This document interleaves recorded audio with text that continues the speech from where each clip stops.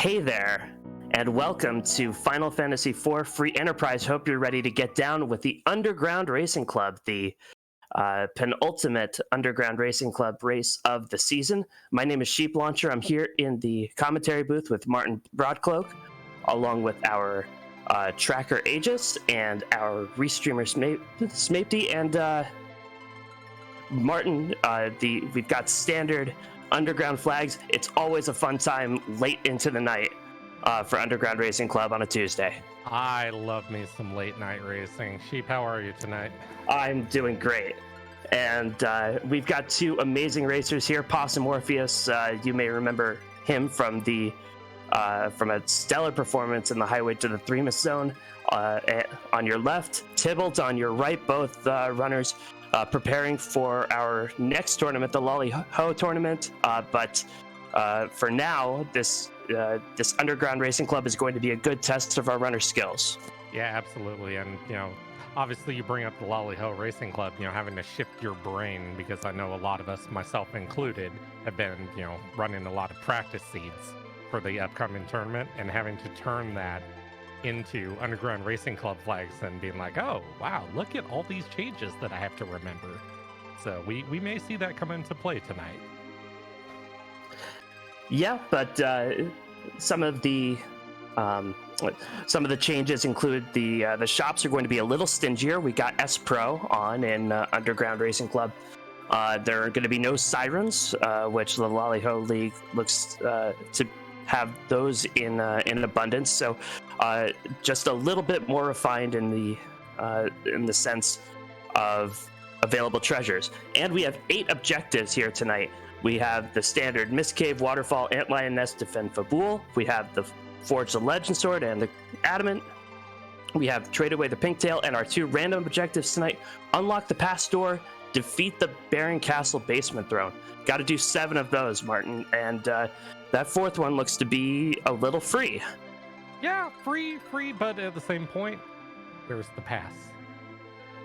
Gotta find it. The pass is going to be somewhere. Could be anywhere. That's what makes this great is, it's get to 7. It doesn't matter how you get to 7. Just get to 7. Our runners have a SID start, and it looks like we are underway.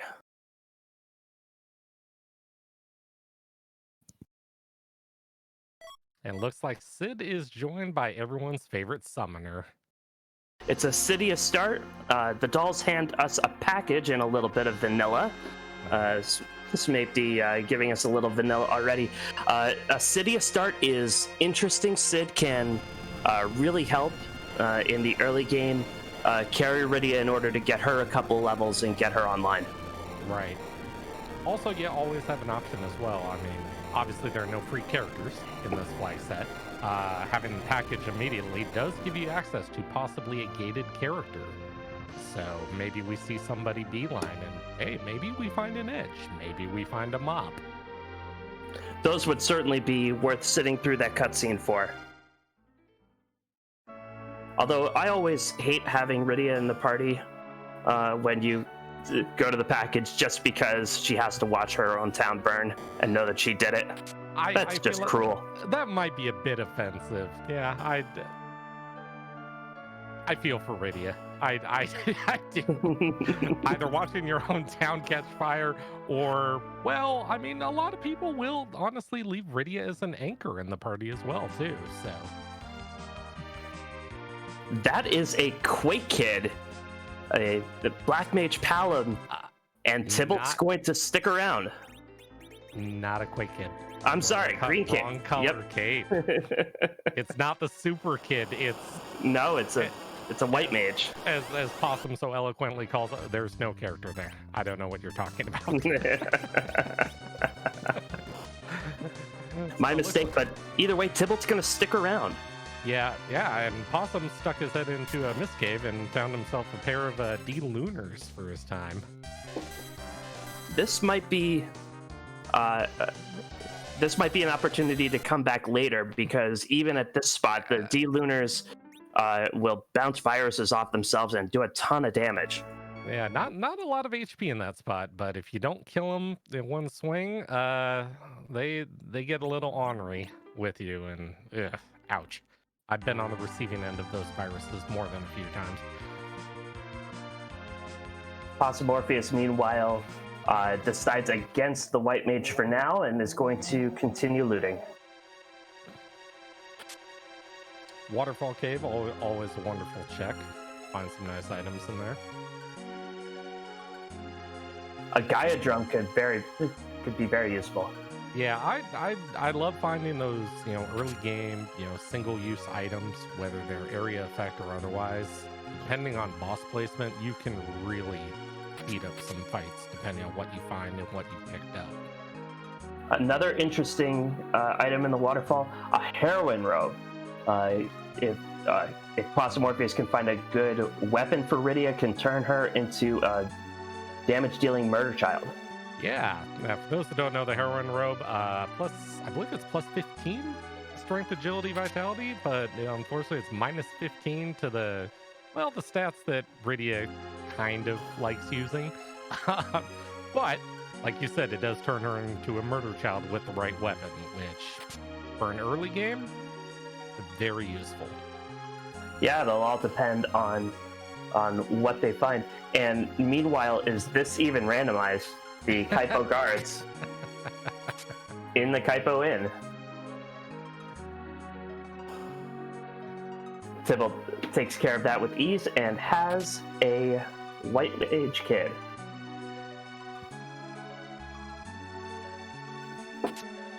No, I'm not against the early White Mage. I'm not. Also has access to exit. Always a useful spell depending on what you're doing and where you're going.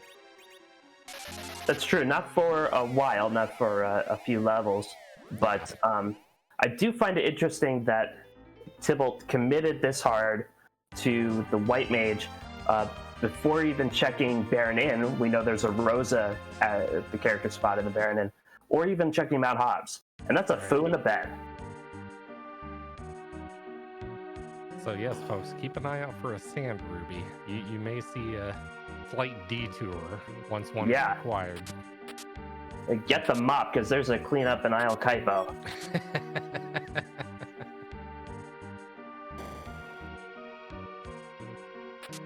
This seed does play out very well in terms of foo acquisition due to the way that he works. He starts with 500 HP and a small spattering of spells. Every boss you kill adds another 100 HP and 3 spells to his repertoire. So having the objectives of these, early game, Fabul, Mist Cave, Waterfall, by the time you possibly find a Sand Ruby, you may very well end up with a fully powered foo on your hands. Yeah, it's nice when you need to take care of those objectives anyway, and plus your foo gets powered up. If he were to get, say, an early Cure 4 or an early Nuke, if you were to find the Sand Ruby early as well, that would really make your early game nice and easy. Yeah, absolutely. It looks like Possum is going to check our character on Hobbs tonight, who, well... This is interesting. And it's not that the character's bad. Unfortunately, the boss is, well, that's going to take a minute. The boss is laughable. Yeah. Or maybe just laughing. Every sense of the word. And Possum thinks about it, decides the juice isn't worth the squeeze, at least not right now. No, not yet. I can't say I fault him for that play at all. No, that'd be a lot of time to devote to second Rydia at this point. Mm-hmm. Now, the only thing I would say that might come in play with that, I don't know. I don't think Possum checked the other side of Hobbs. Perhaps if he did not. If the free summon from having Rydia was something, a Sylph, maybe a Titan, something along those lines, possibly, maybe for 2 Rydias, but as it sits right now, like you said, it's the time. The time just, no. Yeah, and I think just reading the tea leaves a bit from the first fight that Possumorpheus took in the Mist Cave, I think he wants to keep that Rydia down for a potential slingshot or maybe for an anchor. So having a second Rydia would complicate things a little bit on that front. And going back to what I was talking about, finding those, single-use area target items makes this Mylon fight very quick. Yeah, takes care of all the ghasts, and Sid will just slash that Mylon. Mylon complains about his aches and pains and goes away. And meanwhile, on Tybalt side, it looks like we are checking the free summon there, and that does look like Asura. So Tybalt is getting all the white mage gear. Possum Morpheus just gets Artemis arrows for clearing the Antlion Cape, but that's one objective down.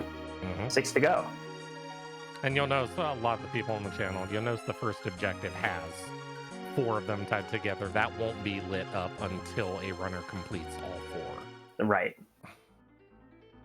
And if for some reason a runner completes 3 of those 4, but completes all the rest of them, that would still be the 7 objectives that they need. So right. Looks like Tybalt took a page out of Possum's book there and noped right out of that second Rydia as well.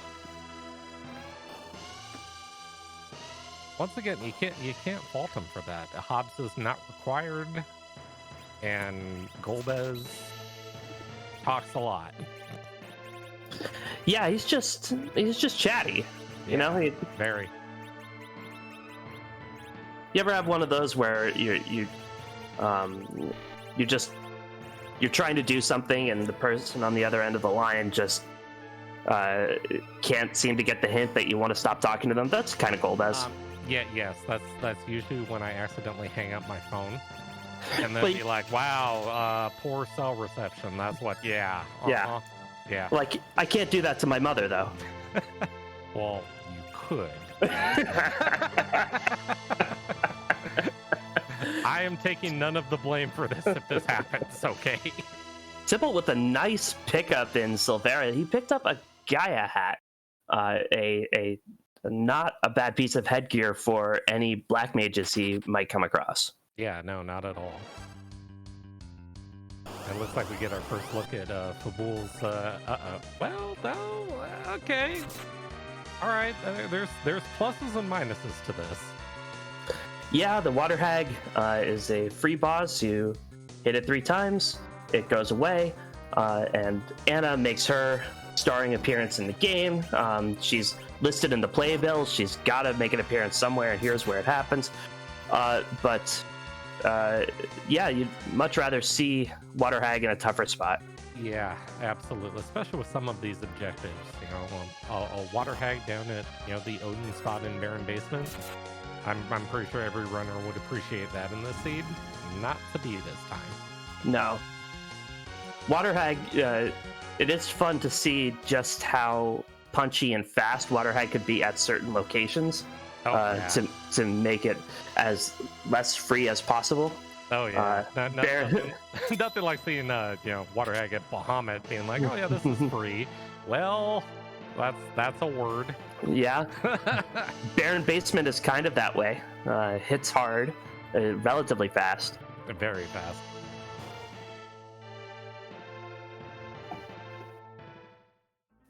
Tybalt, meanwhile, making the climb up Mount Ordeals and runs into Leviathan in the first spot.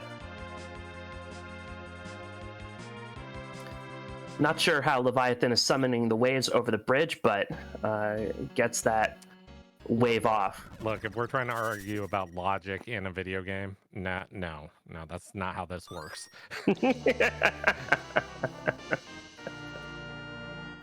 I'm not trying to argue, I'm just pointing it out. Tybalt seems to have the same idea, wanting to slingshot that Rydia. Mm-hmm. That may have been partially why he went after Porum, is, okay, if I'm going to leave Rydia on the ground, having only Sid versus having a white mage as well, maybe that's not such a bad thing. Yeah, if nothing else, Porum can at least absorb some turns and kind of buffer the enemy's movements a bit and doing some substantial damage with those arrows. Yeah. Yeah. It kind of makes you wonder if like the heroine robe is currently setting. Possum Morpheus, meanwhile, found the magma key in Fabul, so he's in Agate, and he's going to go down, baby. Does anybody wonder where the key ever goes? You throw it down a well. You never hear it land. Yeah, I mean, you know, could you wander around the underground, maybe find it on a shore somewhere, just press A and be like, wow, look, there's my key. And then get it back and have it take up a spot in your inventory that you wish it didn't? So is it called the magma key because it grants you access to the land of magma, or because it's made of like hardened magma? Okay, now we're just no. No. Look, I'm going with the fact it's a key, okay? Yeah. Anyway, my theory is that it fell into the magma thing, and unless you have a heat-resistant submersible, you're not going to go down there and find it. Yeah. Well, it looks like Tybalt's through the second fight on Ordeals, and on to, I'd say upgrading Cecil, but let's face it, this is all about unlocking Tella at this spot. Right? We all love the old man. Yes, very much so. Also, could be looking for a cheeky sand ruby somewhere and unlock that foo. Absolutely. Oh, and I spy with my eye a cursed ring for sale in Dwarf Castle. Very nice.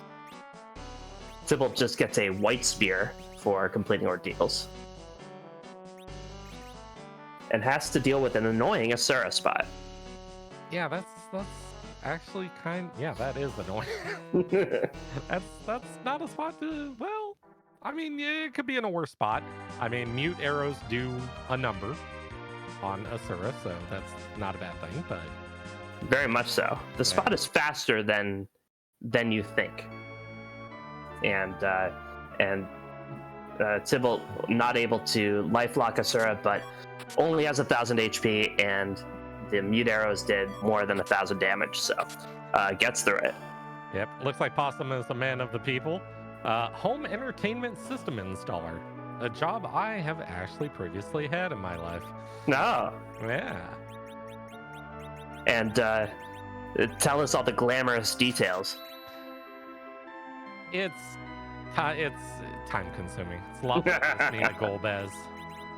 There's a lot of wires, some electricity. Yeah, it works. Yeah. You ever get to unlock anybody's secrets in their home? You find stuff. I definitely had some very odd setups to yeah. We don't talk about those anymore. You always remember the odd ones. You know, the good customers, the bad customers, and then just the flat out weird ones. Right. Stick with you forever. Yeah. Possum Morpheus doing his underground shopping, finding star veils in Tamra. Always a useful item. You never know when you're going to run into a random wyvern just sitting around waiting to ruin your day. Right, and star veils aren't available in shops in the overworld, so definitely you get the extra tier in the shops in the underground, and Possum Morpheus is going to do the whole tour, it looks like. Mm-hmm. Looks like he's going to go check his freebie here in the March. So we may see some looting possibly from Possum as well, too. So because we're on 80%, obviously some of these are already open. There is only one trap chest in the first 3 floors here. So I would say if he spots it early, probably reset and loot the rest of the place. Yeah, it's always a good idea. And there's a siren in a chest. That'll be very nice to get some quick levels early. Yeah. No, something I've learned and seen a lot of runners do is, early ground access. If you can get it, and maybe have just trip on a siren somewhere, an egg. And speaking of, there's a coffin. So now you have the combo to, go find yourself an egg, a quick 34,000 experience, and all of a sudden, any character you're with, here's 10, 15 levels for you, free of charge. Now, Possum Morpheus is possibly the least equipped to deal with this as he could be, because he has Sid, who would benefit from some levels, but not especially so. Else. Yeah. Yeah. Yeah, I was gonna say, Possum, you might want to turn around for that one. I saw Sid for sale. Pump the brakes here a little. Yep, and he's gonna start selling stuff. Dr. Luge is taking a shower. The free item in the Fey March, the Adamant. That's half of one of our objectives. Yes, absolutely. And of course, the reward for that, obviously an Excalibur, if we find a Cecil. Plus access to the Forge Shop, which is the only place you could potentially get tier 6 or tier 7. Can you get tier 7 items in this? In this flag set, yes. Okay. Yes. I believe so. I hope so. I hope so as well. My brain is still processing Lalio and tier 6 everything. Look, it's rough, okay?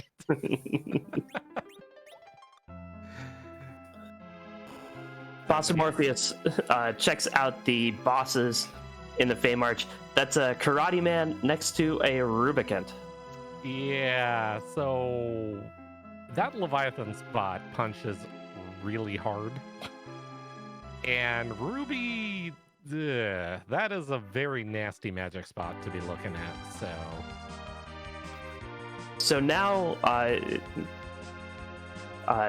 as our runners kind of crisscross the globe and try to find additional characters, Cecil becomes even more interesting at this point. I thought about this when I, revisited this flag set, and I went and looked at this, and we all love Cecil. Cecil brings so much to the table. The whole thing about Cecil going burr once he gets, a sword to play with. But with vanilla agility on, that does change a few things about Cecil. And I'm terrible explaining agility. I leave that to people way more educated than I am, like Flurry. But taking Cecil here, I don't know. Locking yourself into agility without, you can run into some fights that can create a huge problem if you're not careful. Certainly. I was just thinking that that Karate Man would be cheesable. Oh, absolutely. With a Paladin Cecil. Yeah, Cecil and his cover strats are just... There's a reason why Cecil's widely considered one of the best in the game. It's just usually that vanilla agility is what kind of hurts him when that flag is on. And I believe Tybalt picked up a Sylph somewhere. Because Tybalt isn't underground yet, but he his Rydia just learned. Very nice. Well, considering where he is, I'm gonna guess he probably looted a bit in Antlion Cave and probably tripped on one. Yeah. Possum Morpheus, meanwhile, decides now's the time for second Rydia, and he's going to Golbez's Chuckle Hut for comedy hour. I can't blame him. Those that don't know, Sylph has very unique properties. It's basically a virus-powered area heal at your own party.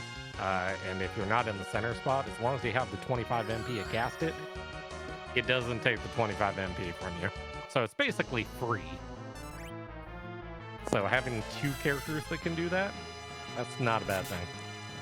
Not at all. It can get you through pretty much all of the Blue Planet and the Underground with a couple of Sylph casters. Mm-hmm. And we're about to see Tybalt needs to take care of these gas fast because they start to hit once Mylon's gone. Yeah, you take their leader away and they, unlike the officer and soldiers where they just beat themselves up, the undead have a very nasty propensity to punch you for very large numbers. I have been on the receiving end of that before. It's not nice. Tipple takes care of that, and don't look now, but Tipple has done 3 objectives already. Making solid progress. It looks like Possum is done and has acquired the second Rydia. Possum, I believe, picked up an exit early in the game. I don't know if he used it to exit the Antlion Cave earlier, but not going to loot out the back of Hobbs. Yeah. I mean, for only, what, five chests? I mean, there's other places you can grab some loot from. They're probably, better value. Certainly. So, and what I spoke about earlier, that one siren we found. Going to prove probably very useful right here. Yep, this one siren will get his Rydia certainly beyond Sylph level. All their level 2 spells going to get those Rydias online. Yeah. At least one of them. The big problem with Rydia early on, and obviously a lot of people will know this, is, you pick up a Rydia, great. You get Sylph, fantastic. You have 10 MP. That doesn't work very well. So, if you can somehow squeak out a few levels and be able to afford it, fantastic. And this will serve just fine.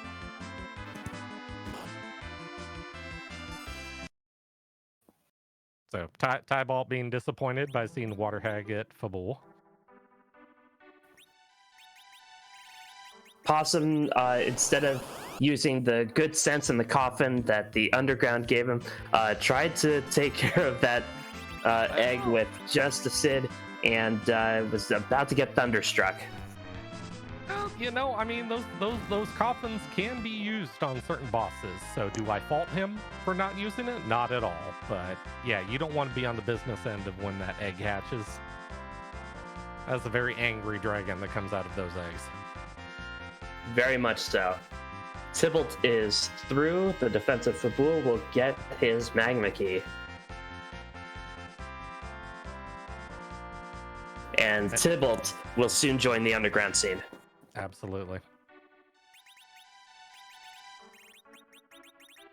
Looks like 19 levels from that siren for the Rydias, so they should be well on their way.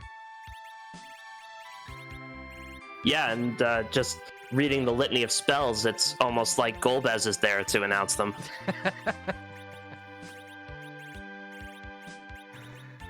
Brings back the days of when you take low-level parties in, you do your D-Machine grind, and then you just watch the spam. It's like, hey, you learned this, and this, and this. Can we just get to the part where I learn Nuke? Can we just forward past all this, please? Or just say, you learned spells, and just leave it at that.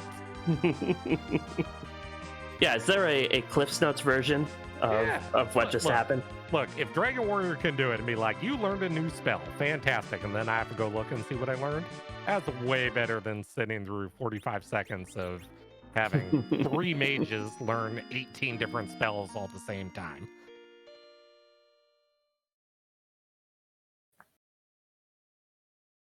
Well, it could be worse. It could be like the vanilla game when each level was announced individually. I've tried to forget vanilla in all my free enterprise time. so many little quality of life improvements that we just all take for granted until we go play vanilla again, and then we remember. Yeah. Like, where are my sprint shoes? Right. There are sprint shoes, right?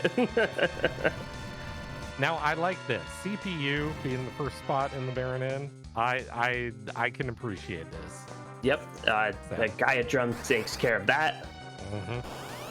Perfect deployment of that particular item. The second spot, pretty free. It's Bahamut. Yeah, I would say so. All right, it's time for counting with Bahamut. He's gonna count sometime, right? Oh, there we go. Well, you know this spot. It's real slow. I would say, I feel like Sesame Street did it better there for a second. Yeah. Yeah, Bahamut's version of Sesame Street would be canceled very quickly. Looks like on Tybalt's side, he's doing some shopping in a old dwarf castle. So, or not dwarf castle. I apologize. Tomra. He's in Tomra right now. Yep, he just found out the job dwarf, the home entertainment system installer, I believe. And Possum Morpheus has his white mage and a rat tail. Possum Morpheus. Item. Yeah, Possum Morpheus quickly running out of places to check, though. Yeah, we're starting to gonna have to look at some fights that he may not want to mess around with.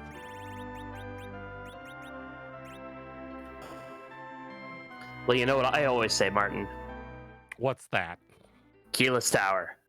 I am a fan of Keyless Tower.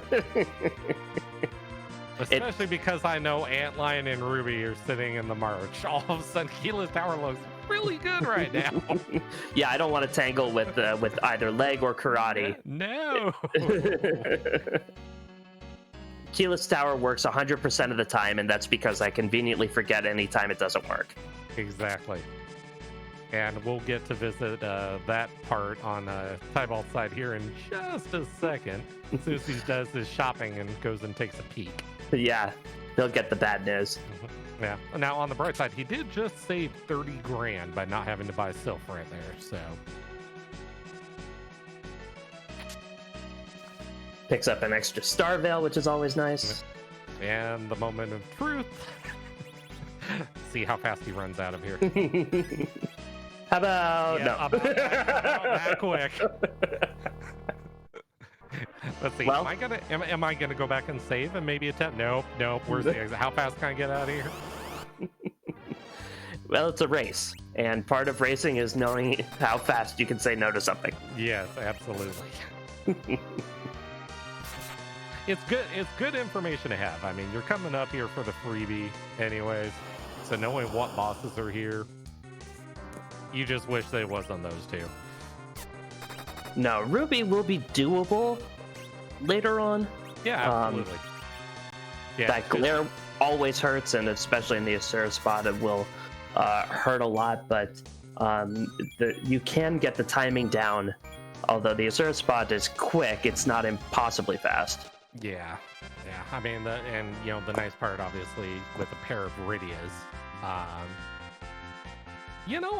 wouldn't. Here's a spin that might work. Maybe we see someone make a play for Eblin Castle. There are 3 trap chests in there, and those can have, tier 6 and 7 items, and Bahamut happens to be one of those. So maybe we see someone make a run, maybe see if we can find, obviously you're looking for, crystal swords, things of that nature, but a Bahamut would be wonderful to find right about now. Very much so. Tybalt's racing down to check on Yong in the bed, and we'll rush back up to... There he is. He's in bed, yes.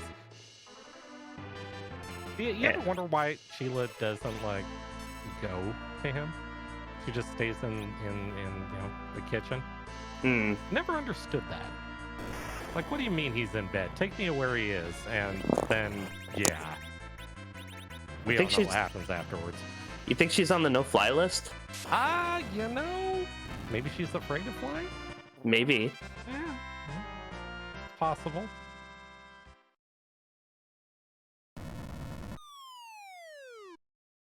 Possum Morpheus, meanwhile, tosses the bomb down the cliff. Hopefully nobody's at the bottom.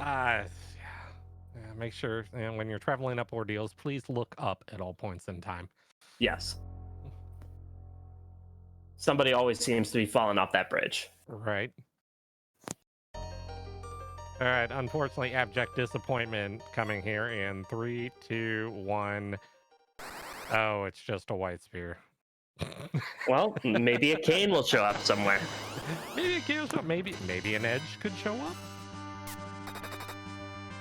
That would be a fine darting implement. I mean, the best thing about everything not named a crystal sword is most of it can be thrown, so I'm okay with it. Scala brings up a valid point. Sheila gives birth during the interlude, so maybe she's already pregnant. That is actually I feel like that should be canon going forward. Mm. Yeah.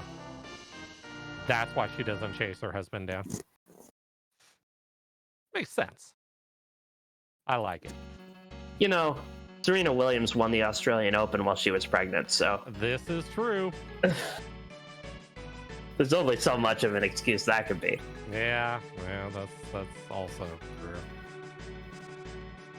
Well, while our runners are retracing each other's steps a little bit, want to thank our restreamer Smatey and our tracker Aegis for doing a great job tonight. And thanks, Martin, for hanging out with me on the Underground Racing Club.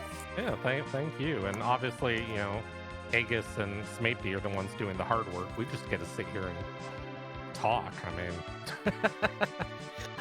yeah, they're the ones pushing buttons. I mean, hey, we're just here in the booth doing. You know. And we're putting the bits in kibitz, I think. There you go.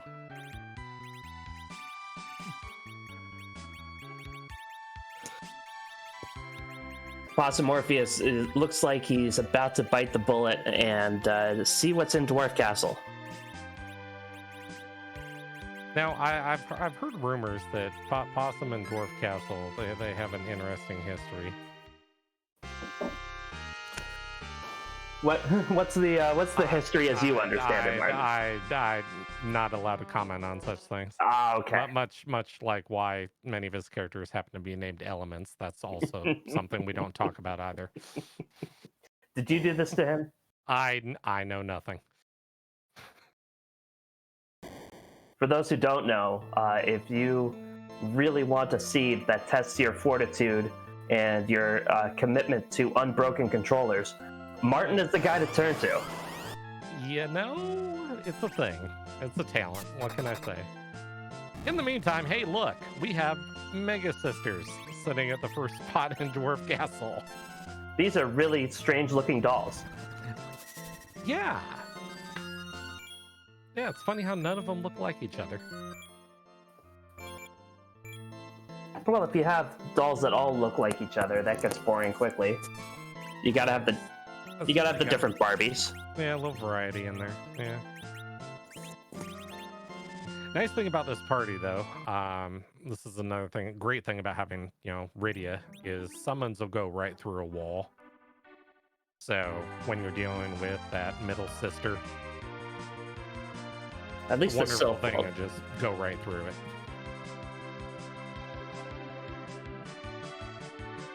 Sheila gives Tybalt an Hourglass 3. I mean, it's one more than Hourglass 2. It's a nice item. Yeah. Will stop any stoppable enemy for pretty much as long as you need. If you need longer, I got nothing. Yeah. I have honestly never tested how long an Hourglass 3 runs for.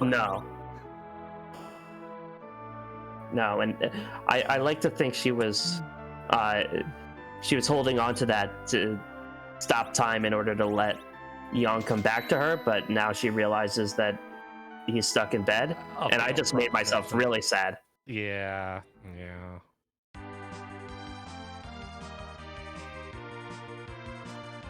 Now here's an interesting little play from Tybalt. Going through the backside. Went to the dwarf toilet and is going backwards into Dwarf Castle. There's some nice loot in the back of Dwarf Castle. It just takes a while to traverse, but you know, if you know your way around, it's not an exorbitant amount of time. No. Sees the cursed ring, tries to buy it twice. No, Tybalt, you can't buy it on credit. You have to have the money for it. Go sell things. Possum Morpheus gives up on the Mega Sisters for now and is making that Evelyn Castle play. Hey, look at that. It's almost like I might know things that possums think. Oh, God. Oh, that's bad. That's a rough first monster chest. For those that don't know, those cats, don't pet the kitties. The kitties decide to counter, and if they do that, you either get paralyzed or you die. Usually it's you die. So they're regular cats. Yeah, pretty much. I was gonna say, have you ever tried to like poke a sleeping? Ooh, don't poke a sleeping cat. No, That doesn't end well for anyone. especially not on its belly. No. That's a trap, and they know it. I mean, usually it's a good story you tell your friends, like, hey, where'd you get all those claw marks from? Well, you see, what happened was I made poor life choices. Tybalt is going to try out these Mega Sisters. Discovered in the item shop at Dwarf Castle, I think I missed this the first time around, illusions and vampires. Very nice. Very useful items. Illusions are basically usable blinks. Wonderful item I have. Vampires? Yeah. I mean, 500-600 damage that heals you when you use as an item. They're Always very useful for certain fights. Yeah, always good to have some on hand. I don't think Tybalt picked any up, but he knows where they are. Yeah. All right, let's see what our first drop is. First trap chest in Evelyn. What do we got? It's Give time us to something good. I mean, it's useful. I'm pretty sure one of the radius doesn't have one on.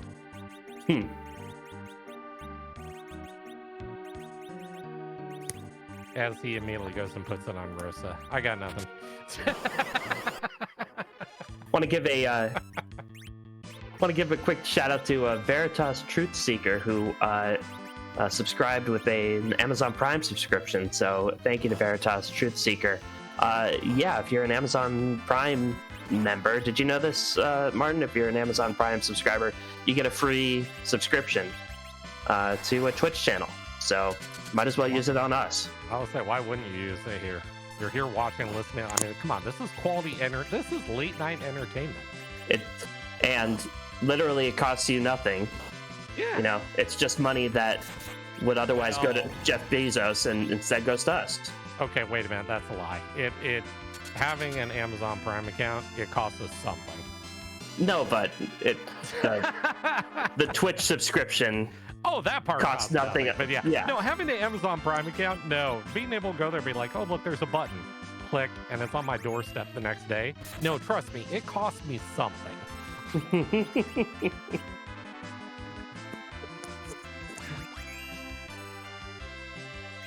I thought Bezos retired. Yes, Bezos is retiring, say, in the next couple months.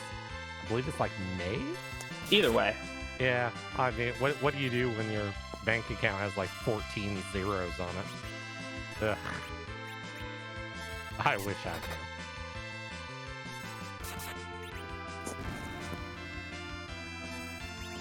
So while Possum, let's get back to the game. While Possum's working on trap chest number 2.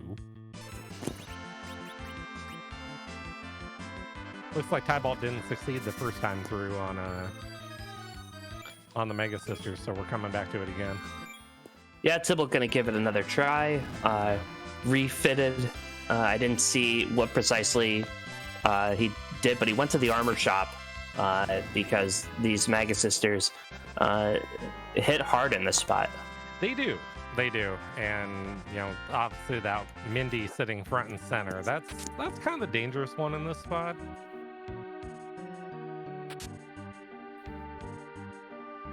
And I didn't see. I missed it too. I was missing. Sorry about that. I'm hoping it was useful.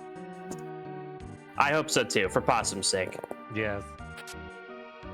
I didn't see an immediate like menu into Bahamut, so it wasn't Bahamut. That much I'm guaranteeing.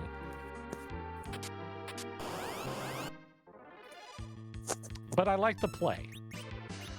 And those mute arrows from Tybalt doing the job, and he gets through the Mega Sisters. Little quad damage to make your life easier. Just a cash 5,000. No big deal. Nah.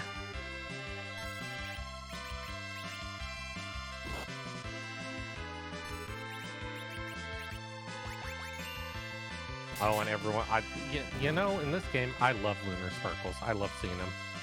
Especially when you see one for the first time. And it's a 1 in 5 of that happening. Oh, the one shot! Hey, and that is why you keep Artemis arrows on, just in case. Tybalt's blood surely ran cold, but then a cold-blooded dispatching of that wyvern. There's nothing worse than, getting through that first fight, and then all of a sudden, we've had it all happen, here or Baron, and you go to Baron, and you see that second one, you're like, uh-oh. Don't do this, not now, and then blah, and you're dead. Isn't it the law of Wyvern that Wyvern must always appear in the spot furthest from the save point? Absolutely.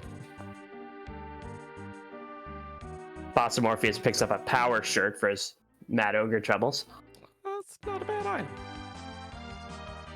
Oh, and a legend sword from Tybalt. Dwarf Castle basically required. I was gonna say, I wonder where we're going next. I bet Tybalt is on his way to the smithy. I mean, it's right there. I mean, routing wise, hey. Young was the character in Dwarf Castle, by the way. Needs some levels, but gets some good equipment on him. It looks like Tybalt wants him for the long term, at least until he can find somebody better. Yeah, and obviously convenient in that weapon shop to have a Thunderclaw sitting there, for purchase. Yep, Tybalt hasn't forged yet, but he's on his way there now. You feel bad for this guy, waiting his entire life to find adamant, and what do? We steal what's on his bookshelf. We are horrible people. We really are. We just take everything. I was gonna say, I figured Leviathan would be bought there, so Rydia gets a nice little power up. And Ribbon's there too. Certainly something for Tybalt to keep in mind. Doesn't have the cash on hand now, but very useful item. You run into an evil wall possibly at the wrong spot, and those can come in handy. Of all the power moves, that's my favorite power move. Selling the Excal right back after. We call that asserting dominance. Yes, not just over the seed, but over Kokol himself. Absolutely. You waited your entire life for this. Cool, I'm gonna go hawk it right now. Where's the closest shop? I'm right here. I'm right in the same room. Don't worry. You can buy it back later. You're fine. Did you just literally take that from Kokol and walk across the room and sell it? Yes. Yes, Tybalt did. Well, I'll tell you what. That Leviathan, that's gonna come in handy. Very much so. It's not a Bahamut, but Leviathan is the second best summon for Rydia. Will take care of most bosses on the blue planet and a few on the moon. Right. Now, as Tybalt goes up lower Babel, I wonder, this was, obviously I brought up Evelyn being one where, trap chests could have very nice items. Even though sirens are not stealable in this flag set, there are 4 trap chests going up that have eyeballs that do not respond well to lightning, but also have the ability to drop very nice items. So I'm wondering if we see either runner possibly not go completely out of their way, but maybe open a couple chests, see if they can find one. Possum Morpheus gets through the Mega Sisters this time. Our tracker pointing out that both runners in dealing with these Mega Sisters and hopefully with this Wyvern, using the Berserk Arrow strat tonight. Martin, what's that? So obviously you do more damage when you're Berserk. That's pretty self-explanatory. But when you Berserk someone, it never resolves the fact that if you have one arrow, you don't lose the arrow. It works the same way if you kill something with an arrow and it's your last arrow. The game never resolves it, so you keep the arrow. So only having one of an Artemis arrow, a Mute arrow, As long as you keep the character berserk, you're fine. You'll never lose it. Just don't shoot it.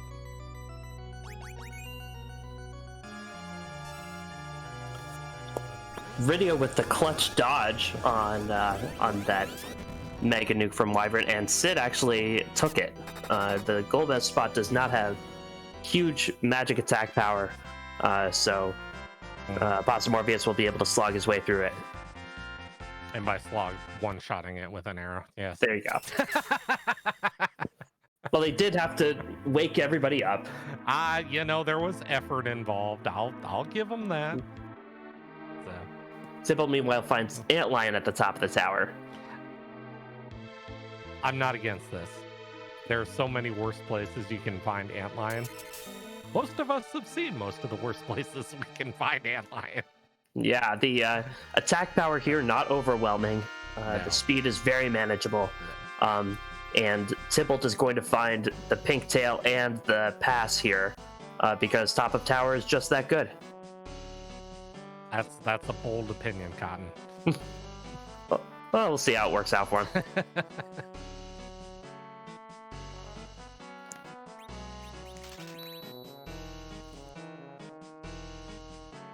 I'm pumping up the top of tower so much I must have stock in it. Hey. Looks like Possum made a little trip back to Dwarf Castle to pick up a curse ring. So all our agility problems have went away. Pasta Morpheus also makes that beeline to Kokel's Forge. What do you think? You think he'll hawk the sword too? I think he will. I feel like he's gonna see Leviathan, and that sword's gonna get hawked immediately. Yeah, he's gonna see Leviathan. He's gonna see ribbons. He's gonna see strength rings. And Yep. Yeah. Oh, and being a man of the people, he does check the hidden chest. Good for you, Possum. just a slumber sword. Proud of you. I don't know. That check kind of put me to sleep. We were doing so well, and then I still am. I don't know about you.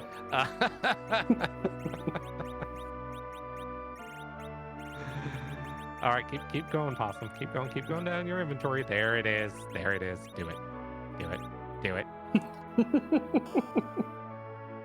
See, this is a man that still has hope that there's Cecil in the seed. That is the only reason why he did that. So, the characters are not guaranteed to appear in the seed. The C maybe flag is on. And for all intents and purposes, that means if you're looking especially hard for a character, that character's not going to show up. No, not at all.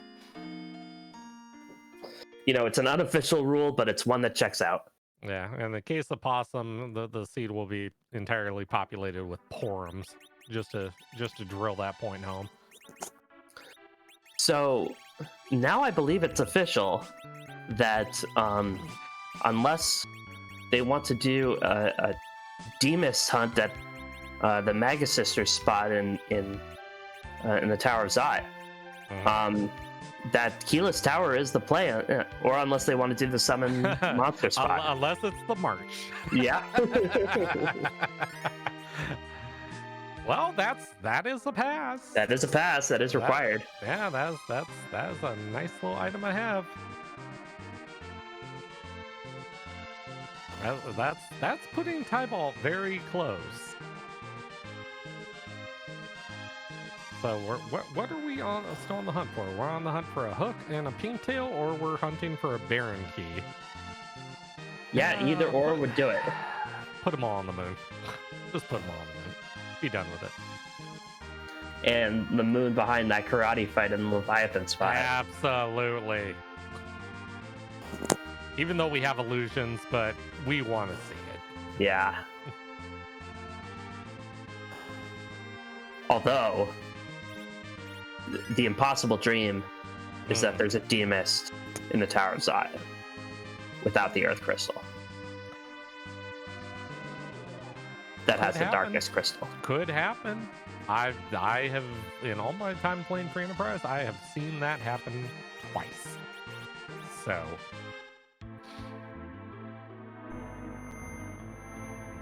the good thing about that too is I think Tybalt has made all the possible boss checks there have been. Possum Morpheus doesn't know who that package boss is. No, not at all. So that could be nagging at him, maybe?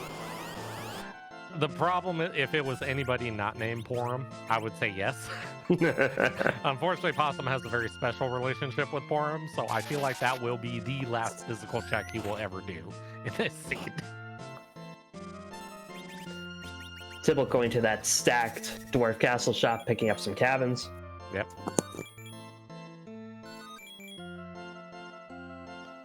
So Martin, if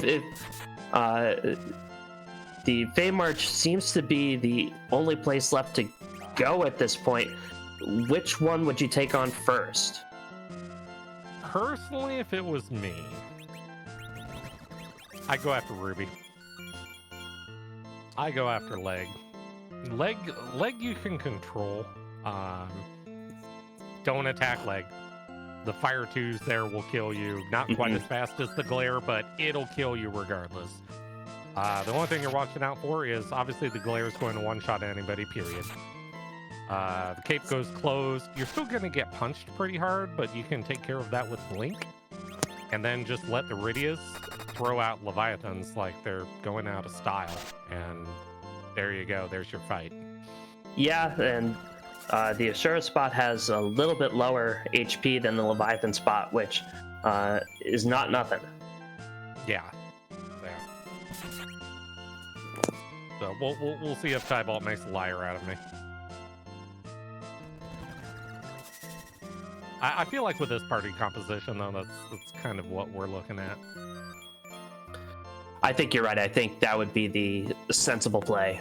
Yeah, if it was like maybe a full physical party or something, I could see the Yang being one that we're going after first, just because you don't want to trigger the counters on Ruby. But yeah, I'll go team right on this one. Team Leg. I mean, we're all team Leg. Always team Leg. It's a very profound Leg. Like philosophically or metaphysically? Yes. The above. I agree. Profound in all the ways it could be profound. All right, Tybalt finishes up his, or I'm sorry, Possum finishes up his fight. He'll grab his pass here shortly. Oh, don't forget, learn Leviathan. Okay. Right outside the library is the perfect place to do some cramming. Show of hands, Chad. How many have went into a fight? Been like, hey, I'm gonna go summon. Oh, and then you have to reset out because you forgot. Been there.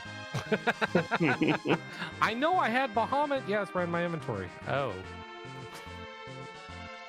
Yeah, that's something that rarely happens to me. Rarely meaning every race. Yeah, I was good. But why don't you just go into the menu as soon as you buy it and just use it? Because that takes time. And resetting doesn't. Oh. I don't want to talk about it.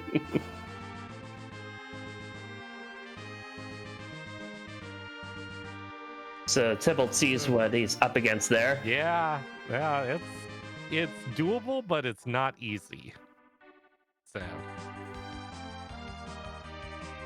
he's got the right idea. You do want an anchor for both of these fights because the speed of these two spots will just kill you regardless.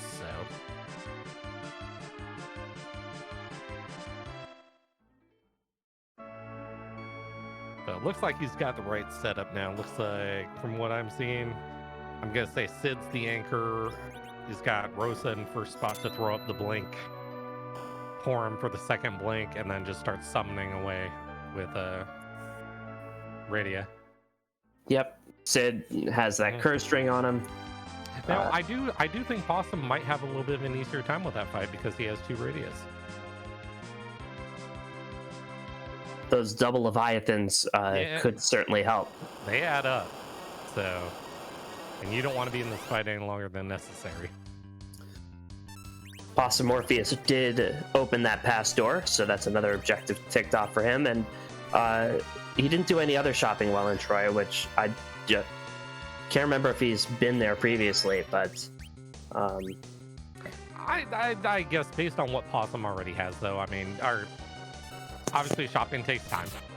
But from what you've seen so far, you have a cursed ring, you've got cabins, you have silk webs, you have star veils. Are you really looking for anything else? Yeah. Really, in the scheme of things, probably not. No, and you can't find cure 3s there anyway.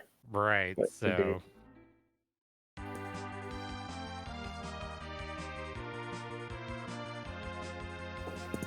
Possum wrecked some overdue vengeance against those D-Lunars. Yep, they had it coming. After that first time, they had it coming. So They've been on the other side, lying in wait for 56 minutes. Tie Vault showing on the other side. Hey, guess what? Attacking Ruby is a bad thing.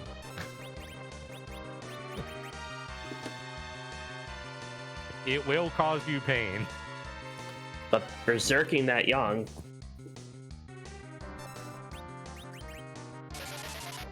Berserking Asuka. I feel like this isn't going to end well. No, poor Asuka. Asuka goes down. So now the funny part. Whoa! the funny part about this, for those that don't know, the Curse Ring does tank your agility. The one benefit is it does turn all your elementals into absorb. So as long as you don't get one punched by Ruby, you can't die. So, will he get through this fight? Possibly. It's doable. It'll be slow, but it's doable.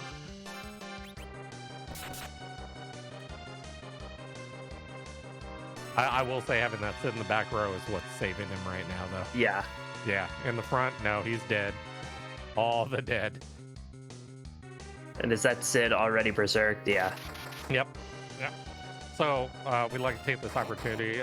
Tie Vault probably is getting up and having himself a nice beverage right now. This is a great time for a bathroom break, I would say. Certainly the best time. Yeah, go make yourself a quick snack, come back, be like, okay, still alive, keep going. Yeah, and if you see the game over screen, you know you got punched too hard one time. But it'll all be worth it if there's a darkness crystal behind this. Remember, they're only bad ideas when they don't pay off. Yes. Which is, okay, a lot of the time, but it's not a bad idea yet. If it's stupid and it works, then it isn't stupid. Yeah, I was gonna say, you gotta take credit for it, so yeah. It's so crazy, it just might work.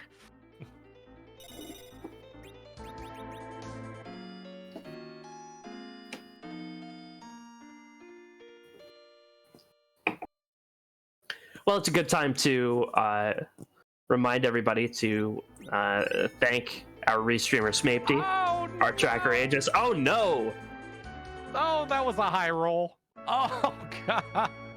I'm sorry for it. Oh, go ahead. Yes. You know, you gotta interrupt. I'm sure everybody would understand. That hurt me, and I'm not even the one playing.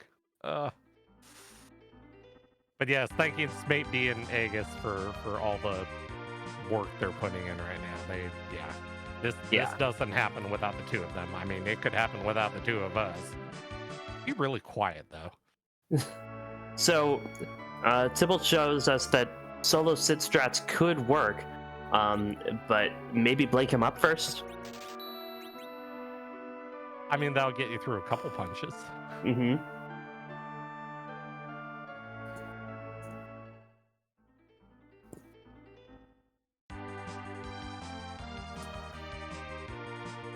Possum Morpheus is checking all the weapon shops. I'm not sure what he's looking for.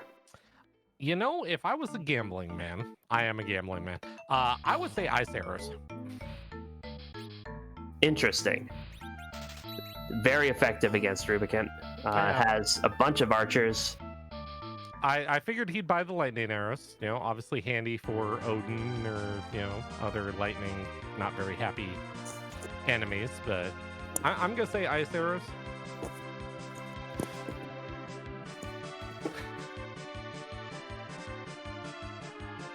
He doesn't stop by the aggregate weapon shop because nobody stops by the aggregate weapon shop. Yeah, it's so far out of the way. Yeah.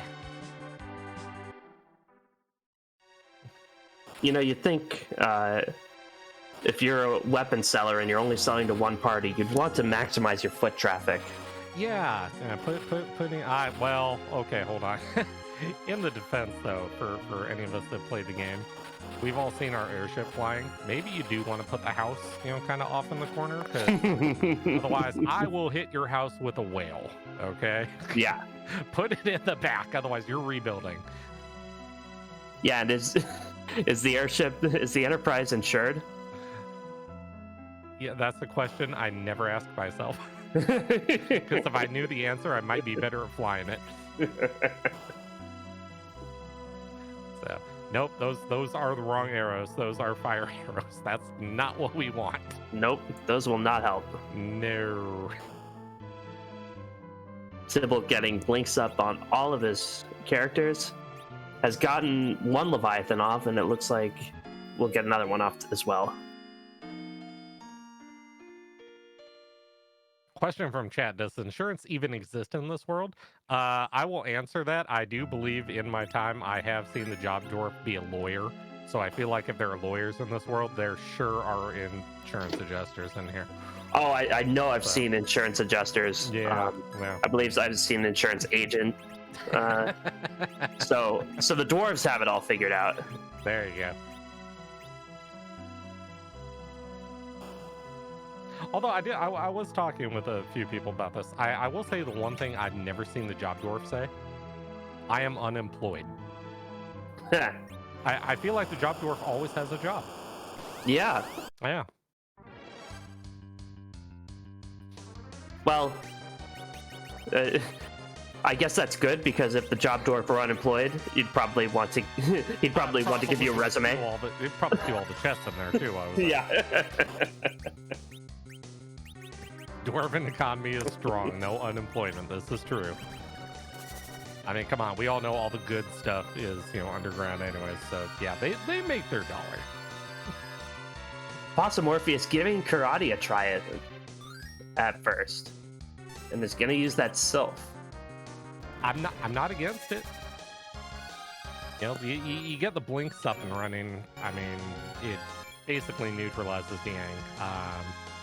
Piebald probably will have an easier time having 2 white mages. So those are probably the largest damage numbers you'll ever see out of a kick out of Yang ever. Yeah, those are some beefy damage numbers. And who says kick isn't useful? Please. I know a guy. Possum Morpheus using Sylph out of survival, but it doesn't look like the Sylphs are keeping up with the damage this Karate Man's putting out. No. I mean, the good part is as long as you can keep up with the kicks, the single target, somebody's going to die. Until you can get Blink up and running on the rest of your party, someone's going to get one punched. So that sadly is going to be how it is.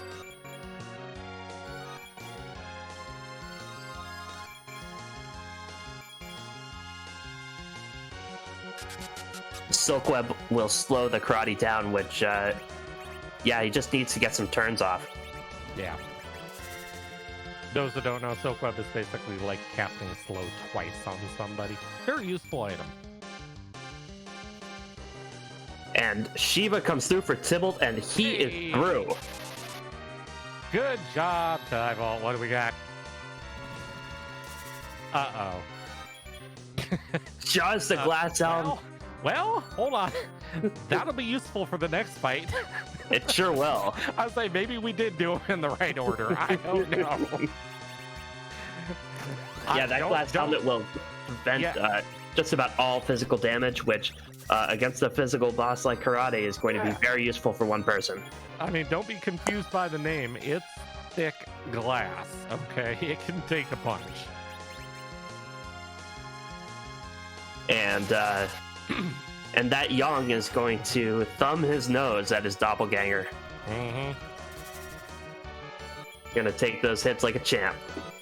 It looks like Possum's got Blink set up on everybody, so yeah, this turns into basically Sylph running the show here. Probably Berserk Sid and just sit back and watch. Yeah, Possum Morpheus. It looked dicey for a while there, but it looks like he has things under control. Mm-hmm. And Tybalt will probably have about the same because of the dual white mages. You'll see Blink up probably within a kick and a half.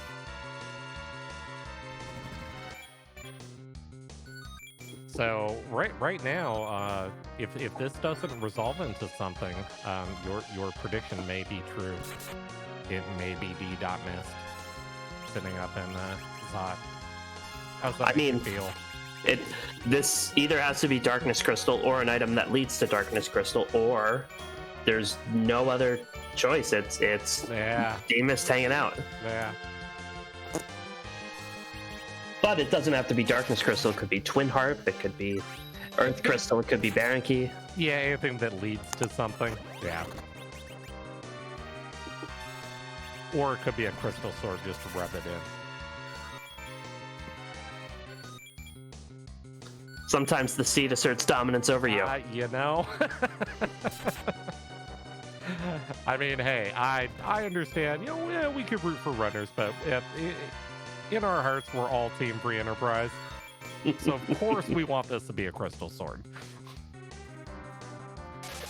That'd be something. And Tybalt took one crack at that karate and decides maybe Eblin Castle has something I need. Maybe I'm going to go get some. Now, I am surprised by this for one reason.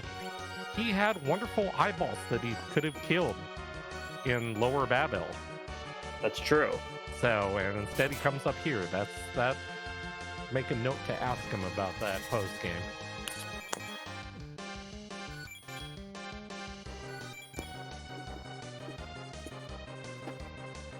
So, question for the chat: are you all tired of the Sylph animation yet?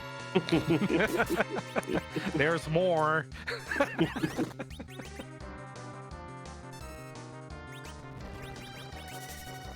For as great of a spell as it is, God, it takes forever.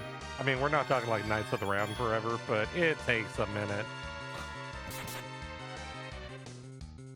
I mean, nothing compares to Knights of the Round. I don't know. Eden in Final Fantasy VIII takes a solid minute as well.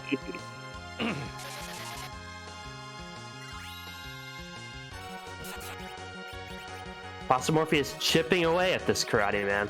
Yeah, this is 37,000 HP of... Yeah. At 1,500 at a time. Yeah. I mean, you'll get through the fight. So, and in Possum's head right now, Possum's thinking, if this isn't it, well, and we're about to find out. Possum Morpheus gets through, doesn't yet know that Ruby doesn't have the goods. And? What do we see here? And? Oh! It's a Baron Key.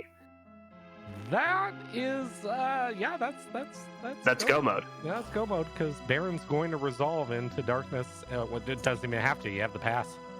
Yeah. There. Yep. Interesting. No, all Possum Morpheus needs to do is get past the dolls in the first spot, defeat the Baron Basement Throne, whoever is there, and we'll have the crystal in hand and the ticket to Zeromus.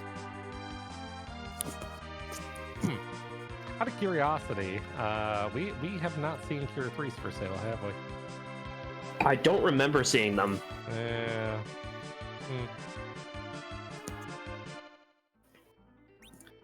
Yeah, see, Pancras always on top of things. Knows where my mind immediately went.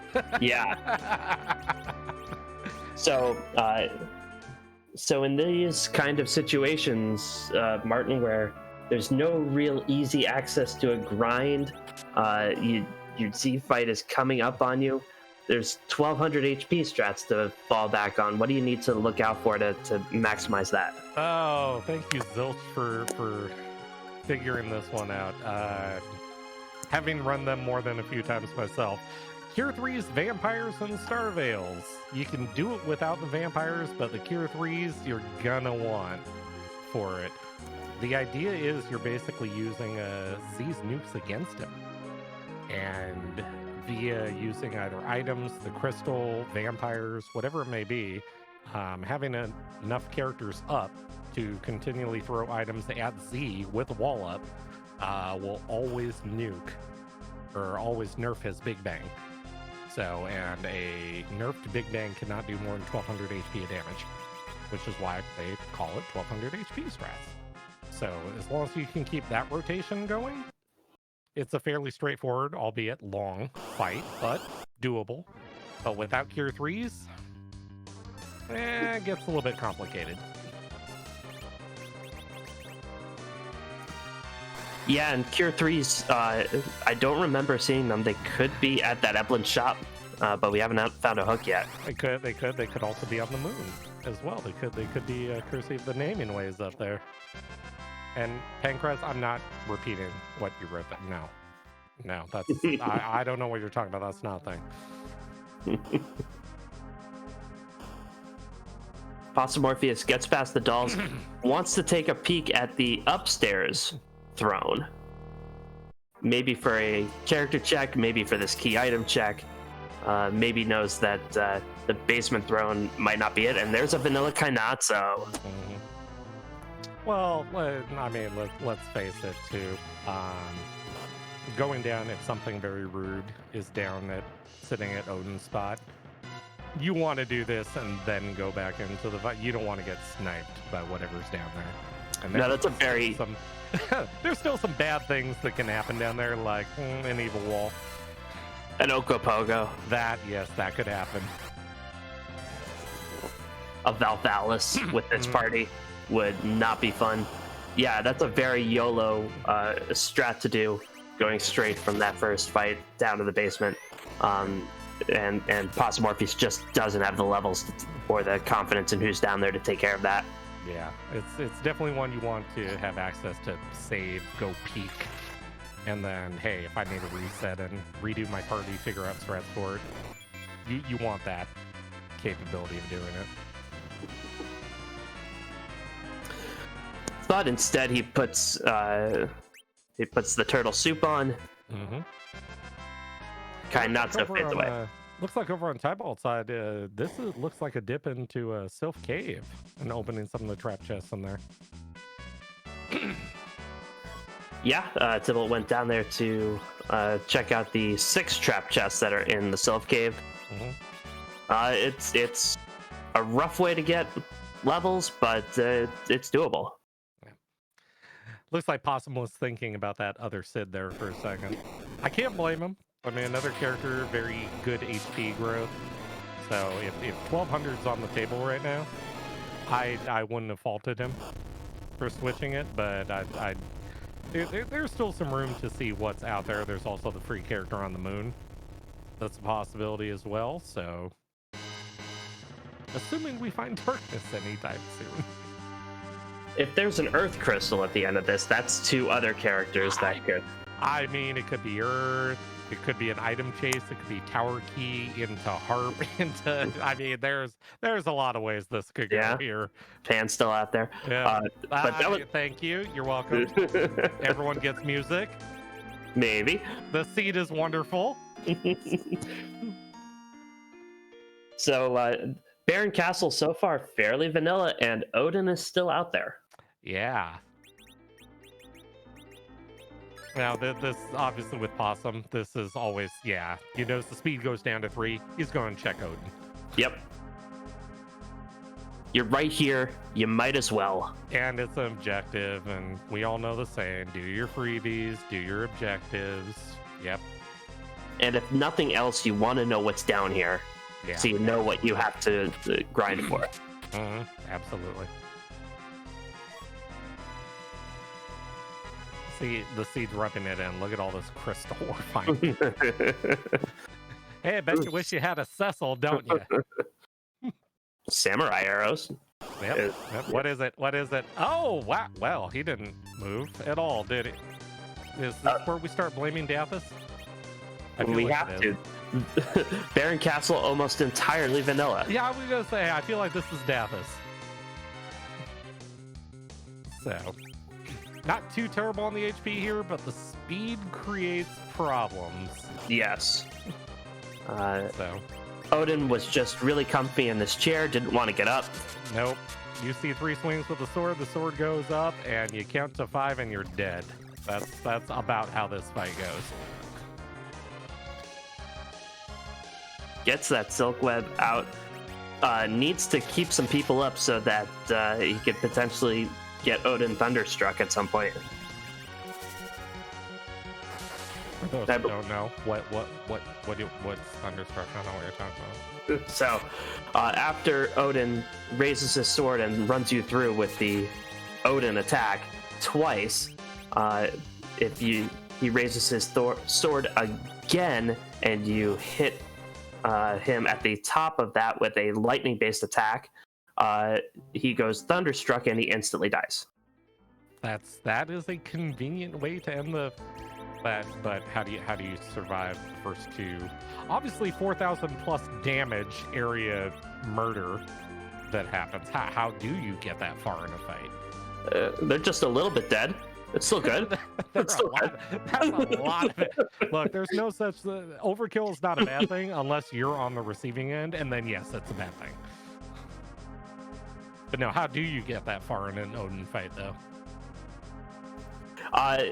It involves Eddie, from what I've seen.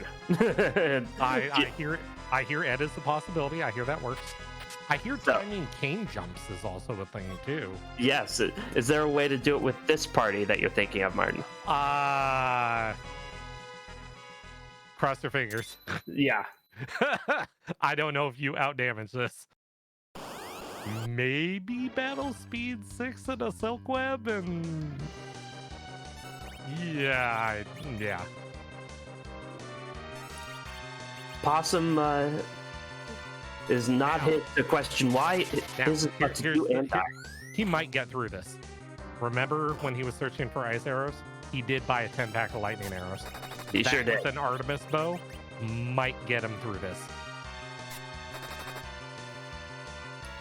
2,000 from Rosa there. Yeah, and because we're at agility, everybody gets a ton of turns. She's going to be firing a lot. So we'll see if it's enough. The race is on.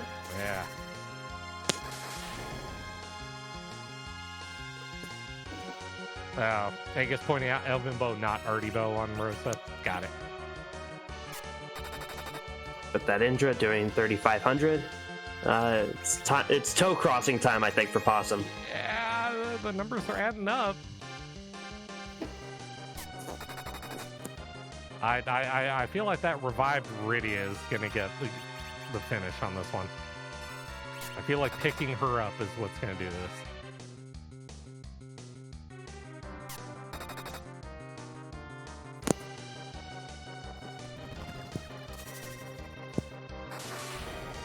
Swords up. It's just so suspenseful. Oh. And he does it. Woo. Possum Morpheus will get his crystal. Well, he's gonna get something. What's he gonna get? It's not crystal sword, but it's close. Great fight. Not so great reward. But the ultimate reward is the actual crystal. Yes. That allows him to face Zeromus. And now he has to decide when he wants to do that and what strategies he's going to use once he's there. Yeah, this is interesting decisions. I don't know where Possum goes with this.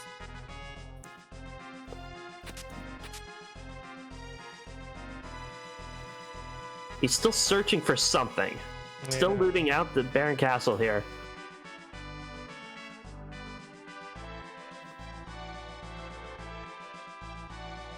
Pancrest brings up a valid point, alluding to afford 1200 HP. Yeah, 1200 HP. If you find the components, you're probably out of pocket in the neighborhood of about 150 grand, if not a little bit more. So And it's tough to get the cash in this seed because items only sell for a quarter of face value. Yeah. So what you'll see runners do, for anybody that's watched Free Enterprise and maybe have seen this strat before, it's a fire sale. Everything goes, including what you're wearing. The only thing that probably stays is the curse ring. Other than that, it's all up for grabs. And Possum is going to check out the Cave Magnet. He's got to chase birds first. That's important. Sometimes those black chocobos just don't want to be touched. Chasing birds has a much different meaning in British English than it does in American English, by the way. Oh, yeah. That's, well, hey, guess what? Welcome to Free Enterprise After Dark, folks.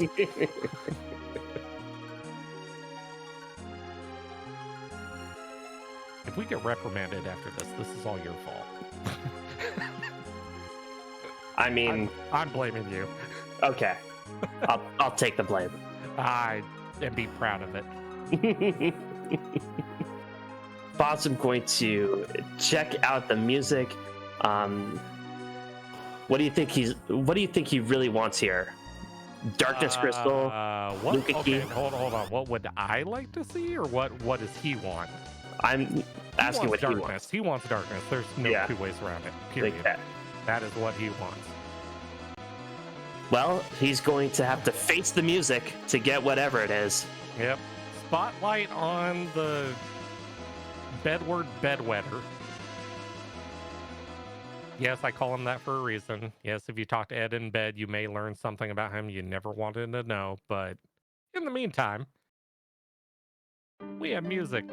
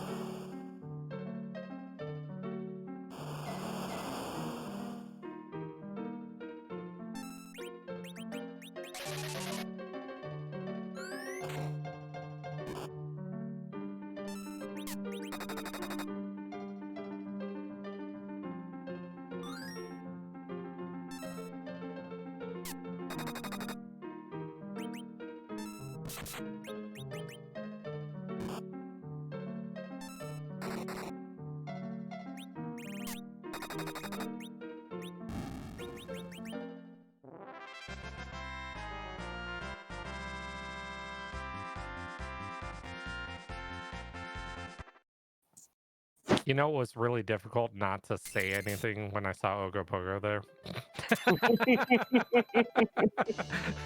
Like, ew. Oh, nope, music. Ogopogo there. It's the Darkness Crystal. There we go. There's Moon. Possum Morpheus. Trailblazing like Link before him. Yep. That music, of course, from Zelda 2. 35, God. I feel old. 35 years of Zelda. Wow. That's been a minute. So, the Possum Morpheus has 9 key items. Do you search for 10? Yeah. I'll tell you what. This is a what would Martin do thing. You're going to the moon. I would spy Cave of Value. I'd spy it and see if it was something that was somewhat quasi-free. There's still 3. Possibly take a run at it. There's still 3 free bosses out there. We haven't seen Baron Guards. We haven't seen Dark Gimps. We haven't seen King Queen Evelyn. I like the odds. If I'm playing odds, I'm not. This isn't like a 1 in 34 chance of finding this. You actually have a decent possibility of getting a pretty straightforward boss. And if you do, That cuts your grind time in half. So I'd take the risk.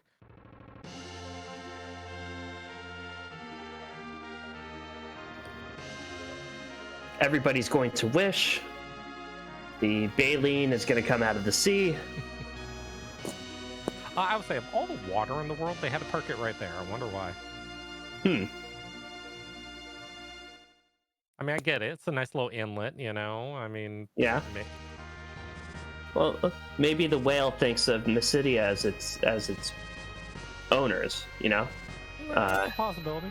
You know how a dog likes to sleep on the floor next to the bed if it's not allowed in the bed? It's maybe what the whale is thinking. Yeah. No, I've seen that too many times.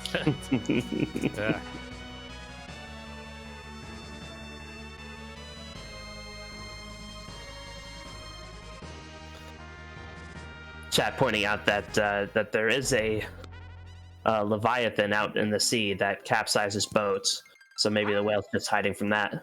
But that is a possibility. Possible Freeze checking this character. What do you think? I'm gonna say Edge. I want to be able to throw that X-Cal. Ha!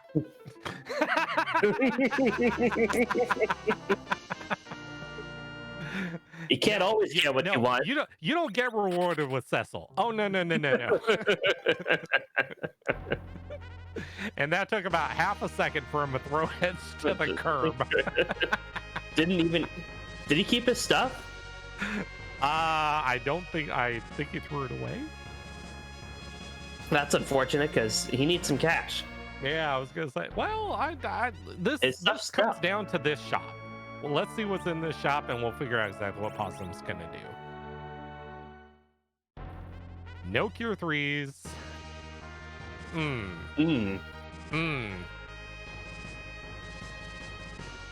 So, yeah, Possum has a decision to make. Nobody's finished this race yet. I don't know if Possum thinks anybody's especially close. In the mind of Possum right now, I feel like Possum feels like he's done this fairly well. I feel like he understands that obviously the march is a hard gate and nobody's going to enjoy doing that. So I would say at worst case, he feels like he's probably tied with people right now.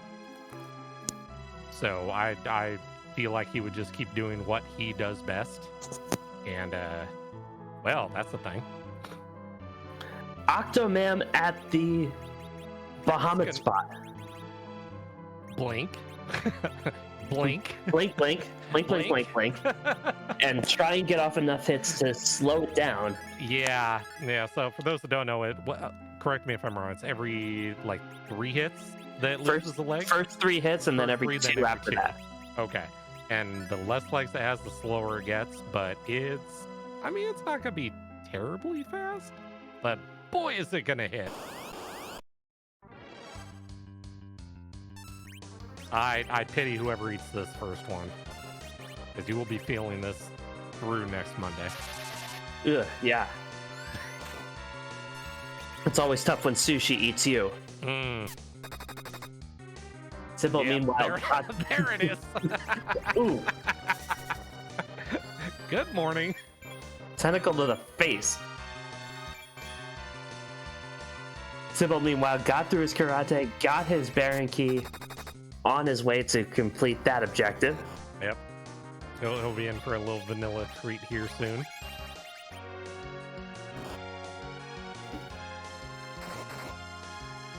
This has turned out to be a pretty interesting scene. I've liked it so far. It has been. It's been fairly linear, but some bottlenecks and some nice places, really allowing our runners to show off their skills. Mm-hmm. And for viewers, obviously, you get to see things that normally just doesn't happen, and you might learn a few things. I mean, if you're not learning something from every free enterprise race you watch, you're better than me. I was gonna say, we've been playing these and watching these for a while, and I still learn things like what an element sprite looks like. So we don't talk about that. I feel like you really want to talk about that. No, I really don't. Look, Interesting. it was a moment, okay?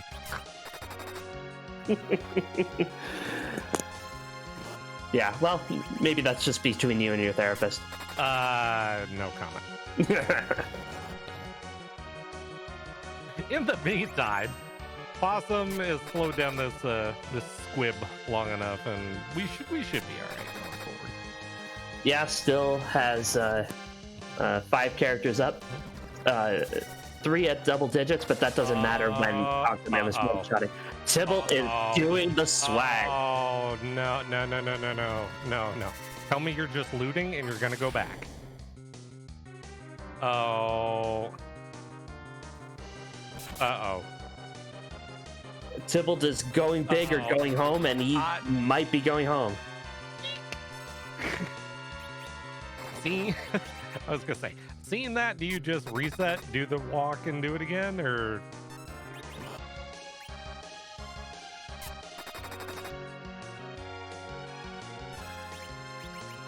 Gonna have to figure out a way to slow this Odin down and do some tremendous damage.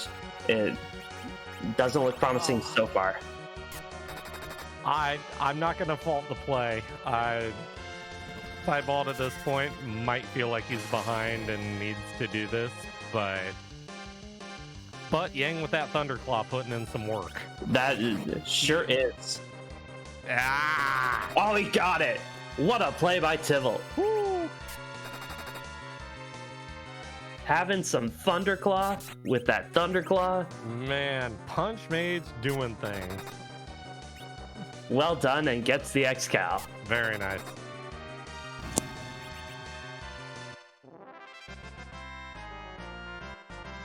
On the other side, Possum gets through the... Is it 10?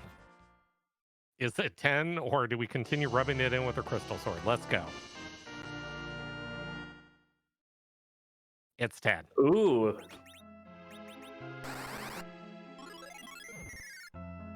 And are adamants on in these flag sets? I think they are. I think turning in the pink tail gets you one. That would be worth going back down to the blue planet for, especially since you have that pass. I think. I don't know. Man, it'd be nice if I actually knew anything. Is not on in this flag set, so yeah, I'm gonna say yes, you will get one. So, you know, the problem is there's no hook. I'm hoping Let me take the blame for this too. I'm hoping he doesn't just realize this and immediately fly back.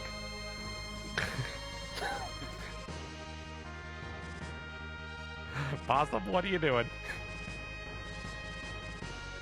Besides crushing houses, those poor Baron. Haven't they suffered enough?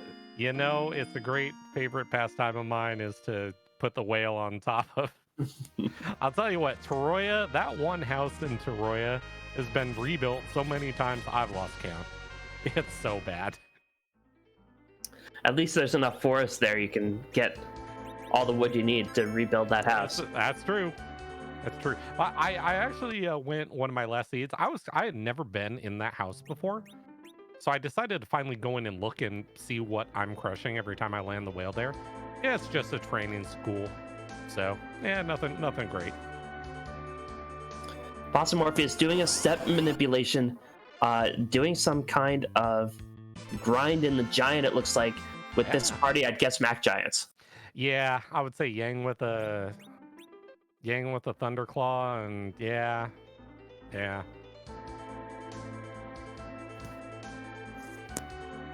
Tybalt makes it through that Kainatsu, will get his Twin Harp in a moment here.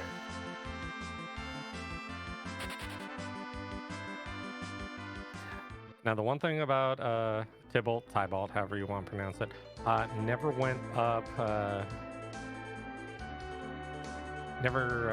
actually, no, never mind. Sorry, brain operating, late night. Got it. Yeah. He hasn't touched Pastor yet. He has not. No. So he is in go mode. Yeah.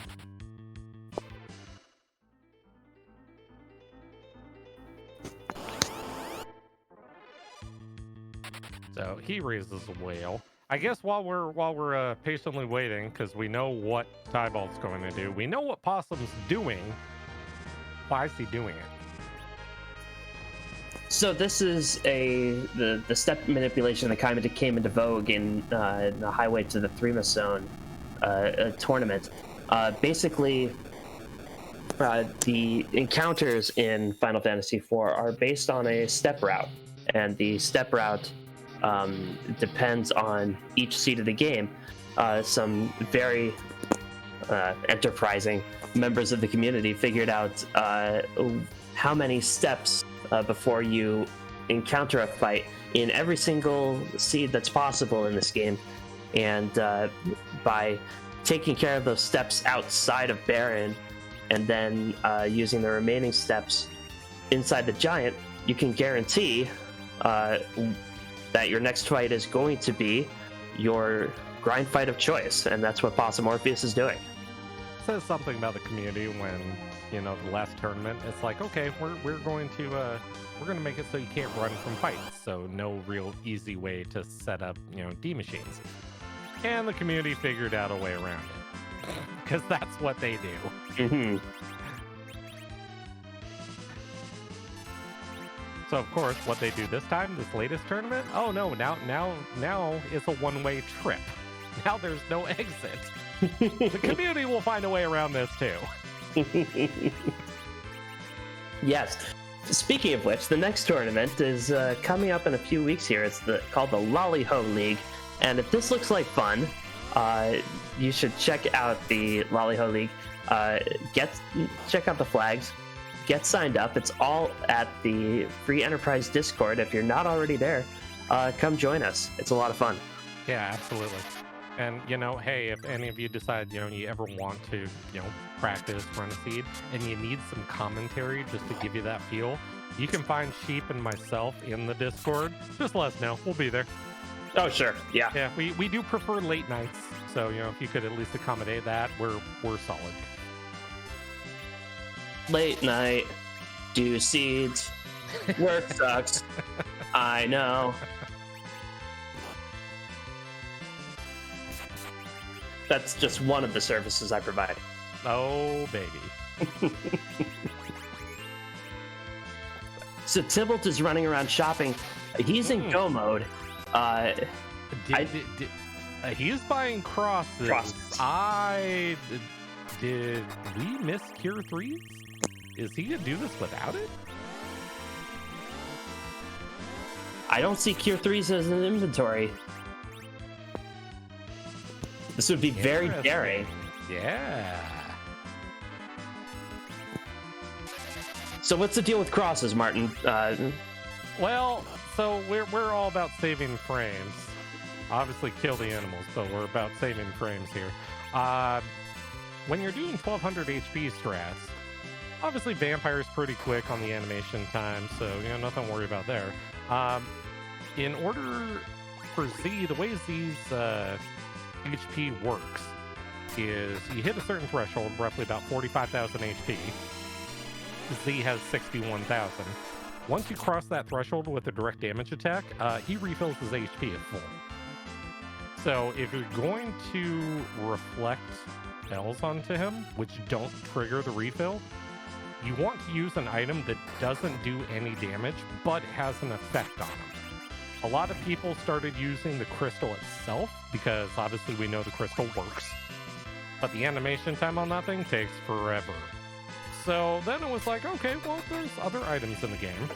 Crosses work, Maiden Kiss works. Diet food doesn't work. Z does not need to go on a diet. Don't ask how I know this. I figured that one out. How about Mallet? Mallet should work. Anything that has really fast animation time, I mean, because you're using a lot of them on Z, and each one, a couple seconds, they add up. It can shorten your fight by probably a minute, depending how many you're throwing out there. So that was a very roundabout explanation, but it got there. I feel like it got there. It triggers a nuke. It doesn't take a long time, and that's all you need to know. Yeah, pretty much. Tybalt going to going to do his music. I feel like this is before Ed does this. This is great. We get music and we get Ogopogo. This is like the double dip.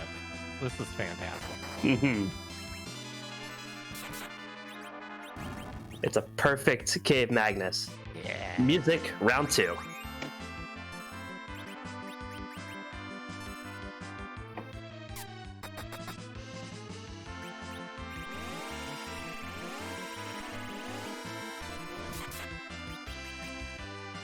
It is nice that it's the cave music too. Very much so.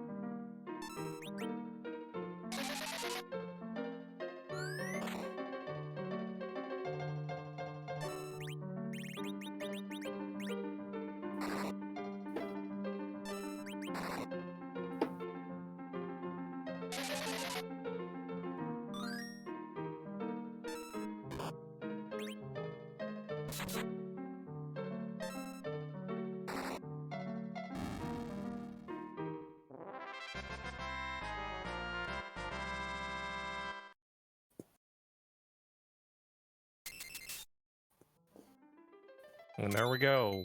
Another Nope Rope sent into oblivion. What's Ogopogo's favorite song? I don't know. What is Ogopogo's favorite song?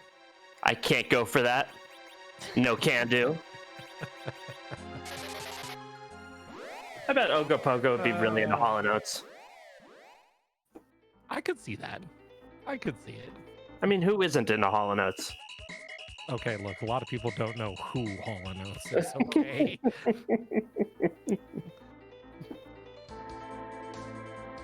Meanwhile, on Possum's side, Possum is still sending machine giants to little piles of metal. Yep, and Tibble did get his darkness crystal, and now we'll see if Tibble wants to grind up on the moon, wants to do a giant grind, just wants to check to see if the moon shop has anything and is committed to 1200 HP strats. We'll have to see. Yep. That's, honestly, that may be why he bought the crosses. He may be under the, like, all right, if Cure 3s are on the moon, I'm buying them. I'm just walking the LST, going straight down to the fight. Won't he be in for a surprise?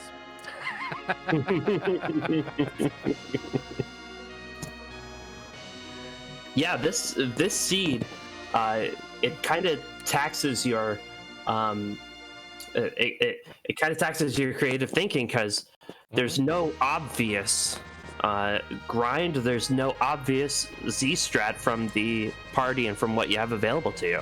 Yeah, and that's what makes this game great. Is, I mean, even with the flag set and everything, when you look at the flag set and you're first starting a seed, you have ideas in your mind. Like, okay, I want to do this, I'll somehow possibly acquire sirens, or, I'll do this, I'll do whatever. And then the seed starts throwing curveballs at you, and you're like, all right, so how do you pivot? How do you sit there and say, okay, change plans, I'm doing this instead?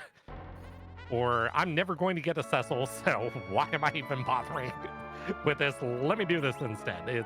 That's what, and no two seeds are the same. So they will test you and your ability to just work on the fly.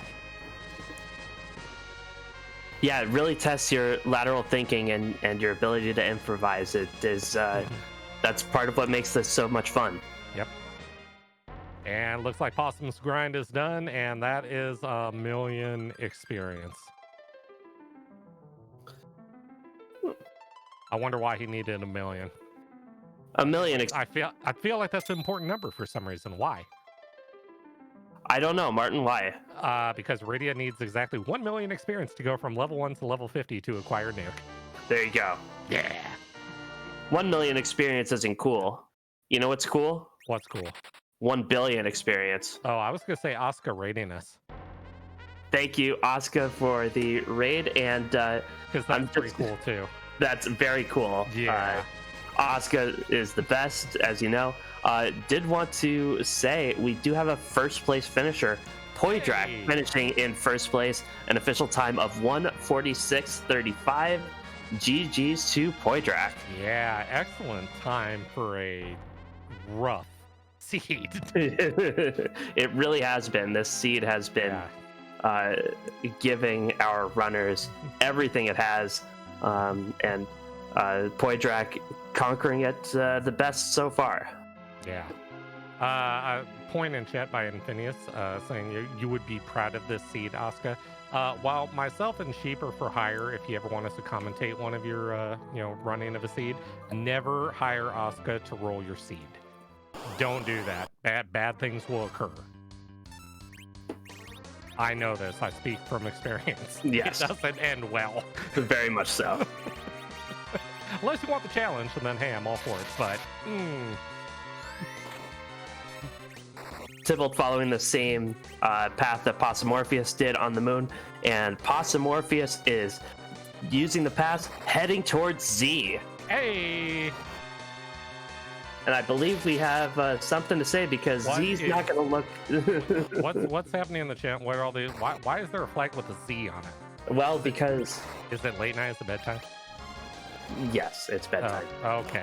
All right. But before it's bedtime for Zeromus, because Zeromus is always going to be here, but he changes sprites every time. So the question we always ask, whose butt are we going to kick tonight? Sounds like an identity problem to Which Z are we putting to bed? me. Do you have any personal preferences as to your favorite Z sprite? Oh man, there are so many.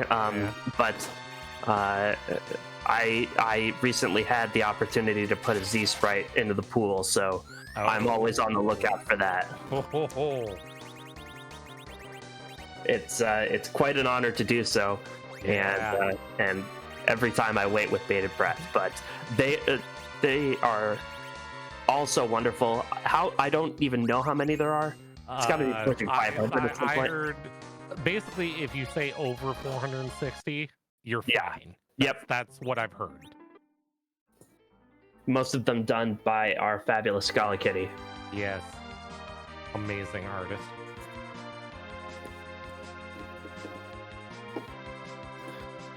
Tybalt got pummeled by that Octoman, by the way. Yeah, that's known to happen, and that is a giant. That That is a giant. that is the giant. Our giant. The giant works as well. You know, if Possumorpheus knew that this was Zeromus, he could have just stayed where he was after he was done Yeah. done with the Mac Giants. This is true. Setting up for reflect strats. I mean, with 3 mages... Okay, fine. That's using that term loosely, but Rosa counts as a mage when she has white. So yeah, 3 mages. This is going to be a nuke and white party, and this is going to end very quickly. So. Yes. Won't be subject to the automatic refill if all you do is reflect damage and having a couple chemists around to make sure everybody's patched up with those Cure 2s. This Possumorpheus should have this in hand. Yeah.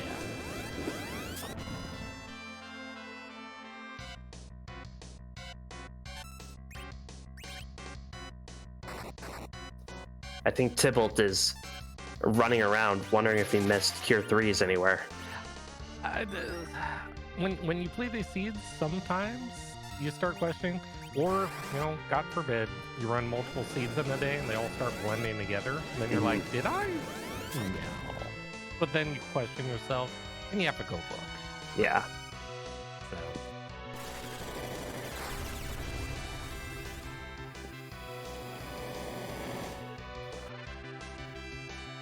Big Bang should be nerfed at this point. Mm-hmm. Very manageable. Yeah. Second round of nukes and whites, and this should be done.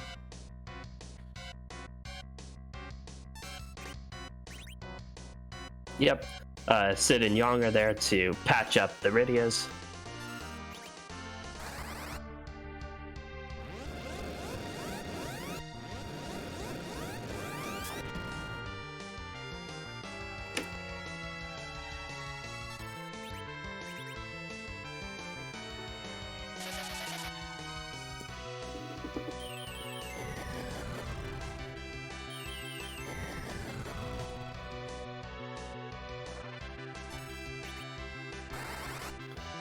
That Starveil standing firm. Mm-hmm. Always good to see.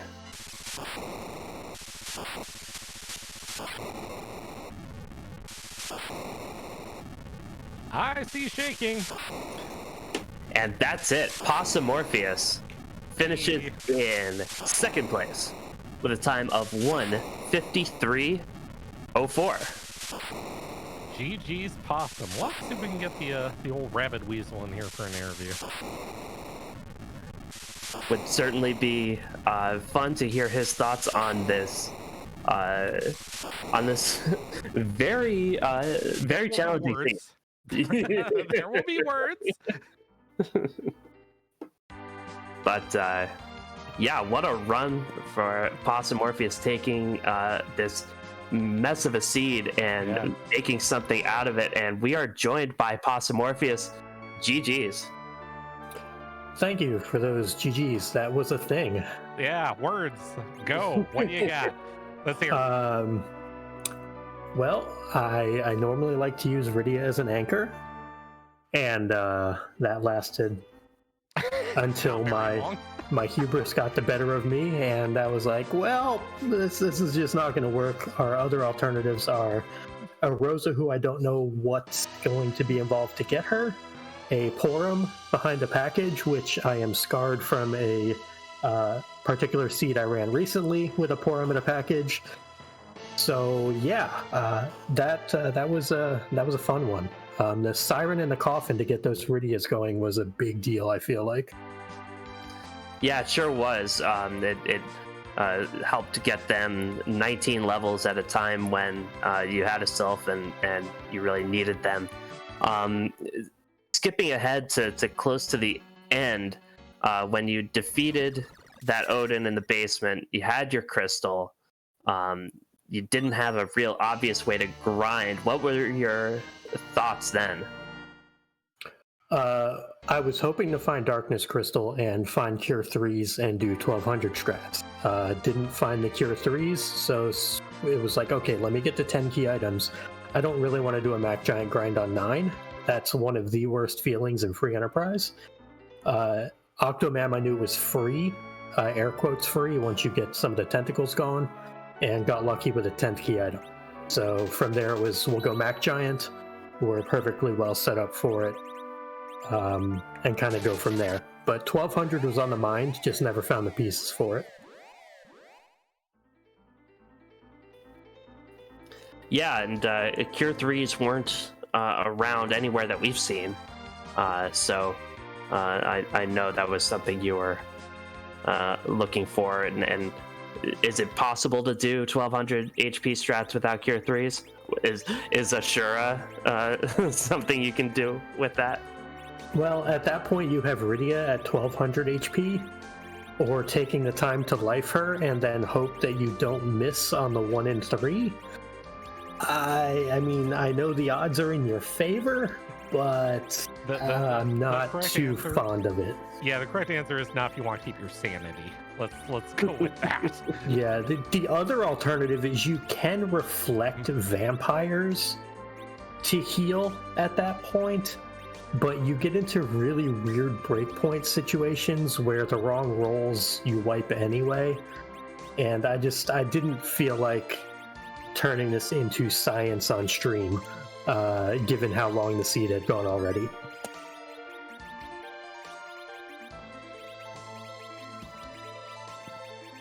You got anything else, Sheep?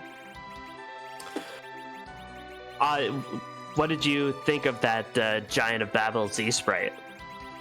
you could have just stayed in the giant and taken care of him there. I mean, it would have been faster. Absolutely. I really think the thing that I was happiest about is I have a little cheat sheet, unrelated to the giant, but of what Yang's kicks will do in really mean spots. And I knew that my Rydia with 584 health was like 20 health above the max of what she's going to take there. So I was happy that my science previously paid off by knowing exactly the breakpoint to keep both Iridias alive, to keep self-spamming to get through that Yang, instead of having to get more levels. So that was one thing I was happy with, was a little bit of research previously paying off. Yeah, that was a very well done Yang fight, and I know you didn't do the Ruby fight next door, and maybe it was better because that was only a glass hat. Oh, well, I had thought about it. If Twin Harp didn't give anything, I was going to Ruby. But Twin Harp gave what I needed. And I not to delve too much into counterfactuals, but what would you have done if Twin Harp didn't give the Darkness Crystal? What if it gave the Luca key? I would have been diving Luca. And then from there, it would have been Ruby or whatever else the chain was. Kind of looking back at things, this was by no means a perfect race. I don't know with the setup that we had that anyone was going to run this perfectly. Huge GGs to Poydrak for getting through this in 146. That's amazing. I just, I saw that time come in and I was like, all right, I'm close. I'm surprised I'm this close. I figured someone would have kicked my butt by now. But it was a slog. It was definitely a rough seed. Didn't give you, I'm not going to say it didn't give you a lot to work with, but it gave you some interesting combinations that, yeah, you had to figure out a way for these to synergize. Otherwise, bad things were going to occur. Yeah, it was much more of a puzzle than the typical free enterprise seeds we're used to lately, especially with the Lally Ho League, coming out and the Swiss flags being available. Mm-hmm. It's a big change. We're used to much more streamlined things, at least in the moment, and this was kind of a throwback to a much harder time and a much harder place. But I thought it was still fun. Thank you so much to Smapedy for rolling it. Thank you, Martin, and Sheep Launcher, of course, for doing comms. I look forward to watching this back and hearing all the pleasantries. And thank you to Alchemy, I believe it was, on tracking. It was Aegis, but... Oh, Aegis, I'm sorry. And just real quick before you go, you mentioned the Lally Ho League. You certainly will be looking to continue your fine run in the Highway to the Three Zone. Is there anything you want to say to your potential competitors who are looking forward to matching up against you in the Lally Ho League? Yeah, Possum. Wanted to say something to your competitors.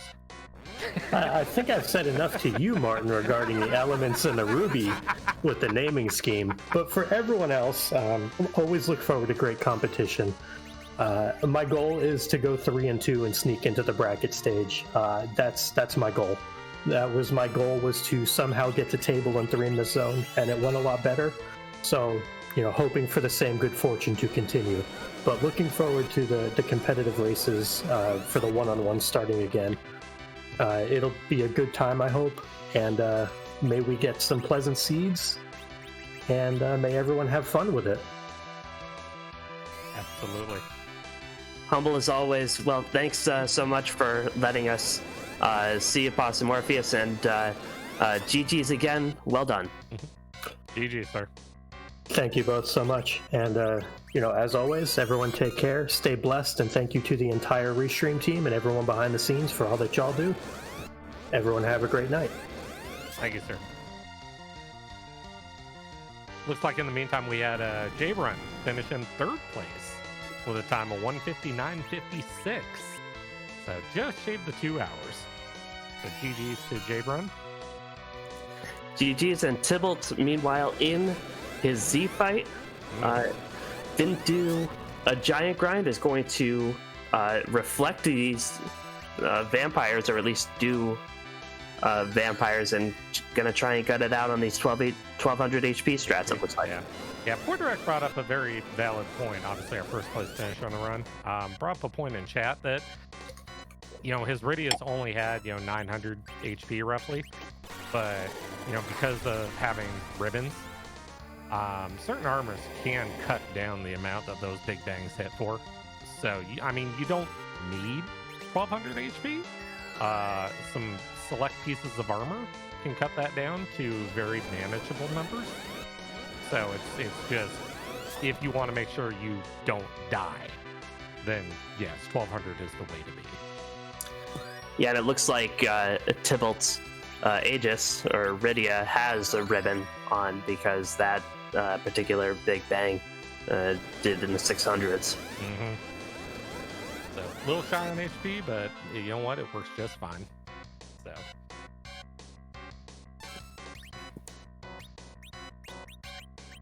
But yeah, no, this is an effective strat. It works very well.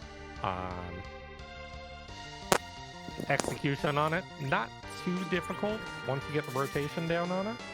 I will say, being a silk web or being able to stick slow twice on Z does make a world of difference when you're doing this, though.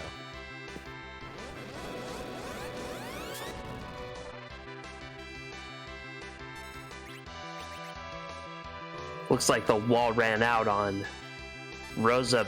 Rosa stays up. Barely, well, for about another 5 seconds. Yeah.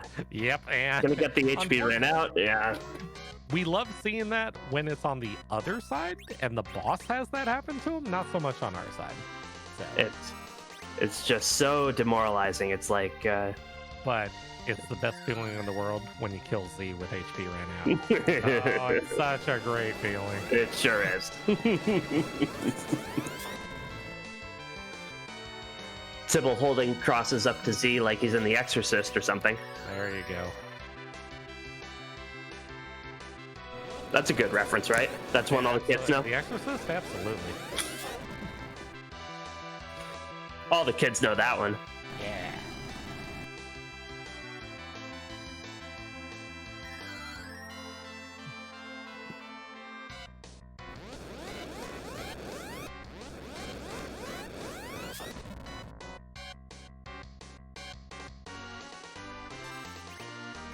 I feel bad that this is the penultimate race. It's going to be sad to see this one go.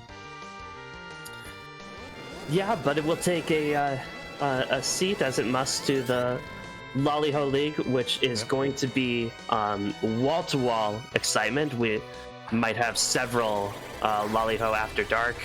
There's going to be so many races. It's going to be all free enterprise all the time. It's going to be so much fun. It's like chocolate cake, you can't help yourself. You just have to keep eating it. It's going to be so much.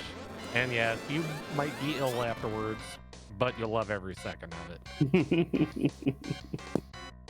So, which also brings up a valid point with that many races and things, and obviously all the broadcasts we're going to see of it. If you're interested, we're always looking for fresh faces to put in the booth, or to push buttons, or to restream things. It can be done. Very much so. We're always looking for new people to and new meat for the grinder. Yes. Yeah. I promise it's not that bad. It's that bad. If this sounds fun to you, as always, the best place to join us is in the Discord. Whether you want to get involved in racing or in broadcasting, or just hanging out, that's the place to be. Who knows? You might learn something too. I hear that happens on occasion. Sure. Yeah. Especially in the Newbies Corner. Yeah. And Newbies Corner, there's also a boot camp that's tied to the Lollyho League. So for people that are interested and maybe want to get race ready, you get to learn from some of the best on strats and all sorts of fun little tricks and Yeah, and also make it look like you're a wily veteran, even though you're day 2. It's doable. Also, how to get your stream set up so that you're looking like a pro. And wait, production value? What? Ooh. Oh no! Tibble with a rough wipe.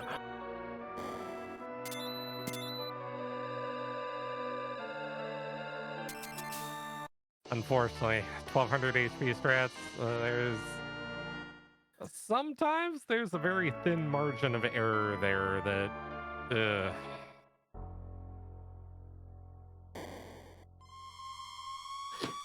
Yeah, it's it can be unforgiving, and just one little thing, a little input goes wrong, and it could mean the loss of several minutes, and that's what happened to Tybalt.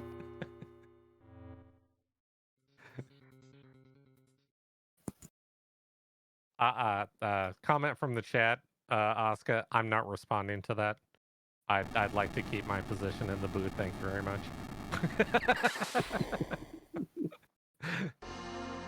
I feel like I'm already in enough trouble, but thank you for the comment. I appreciate it. We are the production value. Hey. It's we're getting close to 11 o'clock here out on the best coast, so I feel bad for all the 2 a.m. people right now. Actually, no, I don't. No, I don't. Not for a second. Well, speaking of the people helping us out, want to thank one more time our restreamer Smapedy, our tracker Aegis, and thanks Martin Broadcloak. Wouldn't want to be doing this with anybody else. I'm actually touched by that. And that's not even the alcohol talking. I mean, what? Hi, who, huh? Like I said, we could do this without myself and Sheep, but Aegis and Smapedy, no, they are definitely the effort of the operation right now. So definitely thank you to both of them. Make sure you go follow them. Yeah. So certainly give them a follow, make their day. Yeah, I don't know who did that Moobot link, though. I think we could have done without the first 2. But yeah, that restream and the tracking one, that's very important. You should go follow those 2. Mm-hmm. So while Tybalt attempt number 2 finishes up, let's quickly chat about Lolly Ho. So this I mentioned this earlier about having to pivot. Lolly Ho is a completely different flag set. And it's running on the quote-unquote beta right now of 4.2. It has some new interesting changes in it that we haven't seen until you start seeing this tournament kick off. Yeah, there are quite a few new modes to play. One of them, the starter kits have been greatly expanded. And the Lolly Ho League kind of plays with that. So you get a lot more different variety of things to start off with that can really affect how the early game goes in quite interesting ways. There's something called a hero mode, which is super fascinating. Have you been playing with that at all, Martin? I looked into it. I've been practicing a lot of Lolly Ho, so I haven't delved into Sea Hero, but I've watched a lot of people do it. It's interesting. I'm looking forward to seeing that possibly show up in a format. Obviously not in the Lolly Ho League, but well, maybe. The flags are still evolving. It could happen, and I will pause that little rant of mine. Antidale's finished in 4th place with a time of 2:11:03. So GG's to Antidale on a interesting seed. Their words. Yeah. But going back to Lolly Ho, I think the biggest one for me is the Giant. One-way Giant. Very much. You go in, you ain't coming out. Except fighting your way out. So in the vanilla game, once you enter the Giant of Babil, you can't kind of back your way out of it, there's only one way forward, and that's through the element spot and the CPU spot. In Free Enterprise, that disappeared for the most part. There was a little sparkle near the entrance that says, "Would you like to leave the tower, the Giant of Babel?" But in this case, Vanilla Giant is turned on, and that means that sparkle isn't there. So once you enter the Giant of Babel, the only way you leave is by defeating who's ever at the element spot, the highest boss HP spot short of Zeromus in the game, and whoever's at the CPU spot. Which is one of the most physically hitting hard spots in the game. So, yeah, if you want, for all the wily veterans out there, they're like, hey, yeah, I can just go kill D machines, or I can go kill, Mac Giants. Well, you can. You could. You better have a plan for what you want to do afterward, though. Yep, you got it. So, I'm definitely looking forward to seeing that flag in action and how people adapt and improvise to all the changes. So they'll figure it out. People will figure it out. Mm-hmm. But then bracket stage comes along, and then you get another curveball thrown at you, and then it's going to be a great time. It sure will. There will be a number of Swiss rounds to start off with. The top finishers in that go onto the bracket stage. It's going to be a hoot and a half, so I hope you'll join us for all of it. Out of curiosity, or have you entered the tournament? I have. Okay. I have signed up for to get my butt kicked worse than Z. So. Well, that makes two of us, so maybe we will cross paths not in the booth, and we'll see what happens. We shall see. So. The other thing I like about the Lollyho flags are the objectives. You're going to have Forge every time. You're going to have Trade Away the Pinktail every time. You're going to have Complete Cave Magnus every time.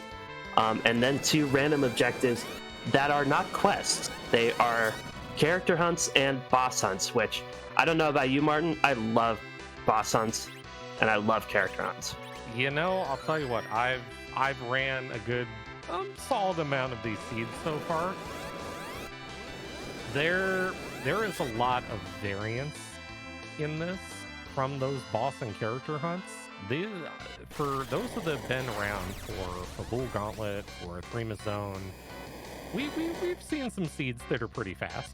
We've seen some sub-hour times, some things of that nature, some very low 1-hour times. This new flag set can be very unforgiving. I personally have had times ranging anywhere from an hour 13 all the way up to 2 hours and 10 minutes. And that's just the seed being the seed. Yeah. So with that much variety, and the amount of races we're going to see, so many people are going to be like, all right, I have to finish. I have to be, an hour and 30 minutes. I have to be here. No, you don't.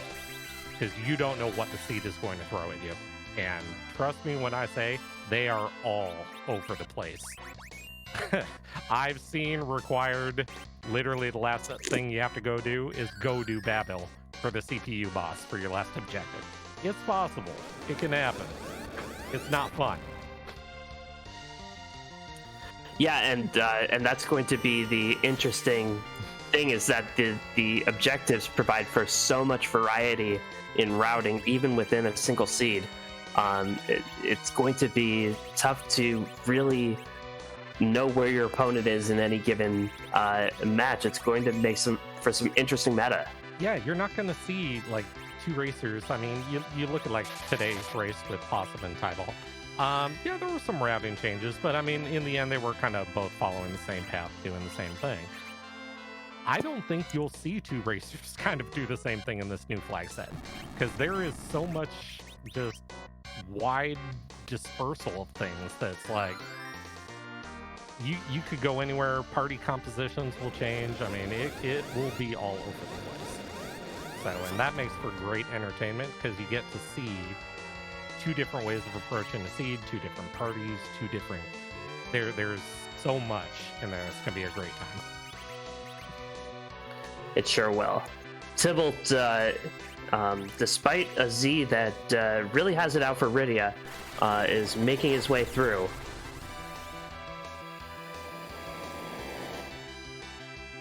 We'll see how this Big Bang shapes up. Yep. Uh-oh. That's rough. Can recover. Can recover. It's thin. It can recover.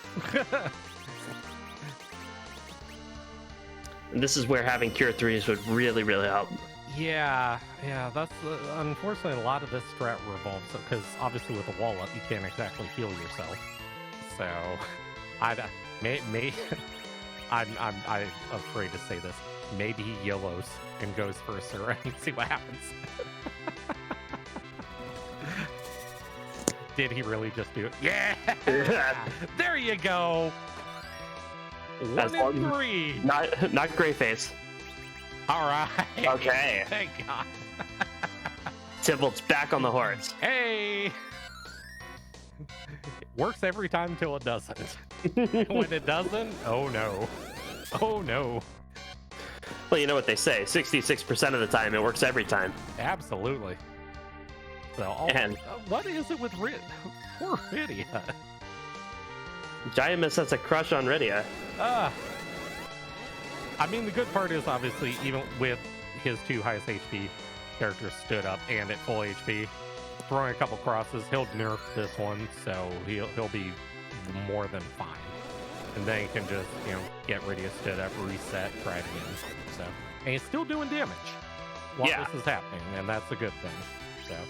So something I've been confused about is Tybalt's been throwing crosses the entire time, and yet the past couple Big Bangs haven't been nerfed really. Yeah, it's there's timing involved. I mean, when you see the vibrate, there's a window. Yeah. You can be late in that window. It is possible. So that's usually why you do this with 2 characters. Usually with 2 running, you're pretty safe as long as you get both of them off after Z vibrates, then you're fine. With 1, it gets interesting. So.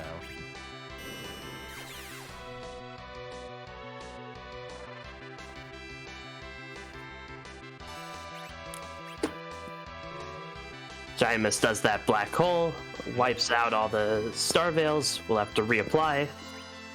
Yep. Then we try to get Rydia back up, possibly. Maybe another Ashura. No. Okay, so we're good. All right. He must feel like he's close enough with 61,000 that he's just going to keep throwing crosses now. So, and I believe the next turn we see the virus come out, which means he's got 6 crosses that he can throw right now before he starts getting into problem territory. Hopefully he's been keeping better count than I have. Usually what people do is they'll go based off quantity of items. So it's like, all right, you carry X amount of vampires, then you shift to, and by the time you're done, you kind of know exactly how many it takes. Mm-hmm. Until you're not doing that, and then it's like, okay, well, doing math sometimes is hard. A lot of the time it's hard. Especially on stream. Yeah, very. It's like, was I at 51,000 or 41? Oh, never mind, I was at 41. Whoops. Nothing like trying to swag and doing a direct fire nuke to finish a fight and end up a couple hundred HP short because your math was bad. I haven't done that. No comment. I never would imply that you did. There's the virus, so probably 2 more crosses, I'm gonna say, and then we'll go right into Starvale and etc. and so forth.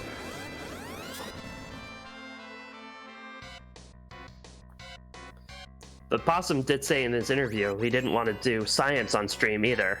Yeah. So really, I guess free enterprise is no place for education at all. I mean, come on, when you're in a race setting and, it's like, do you really want to start experimenting at, like, that time?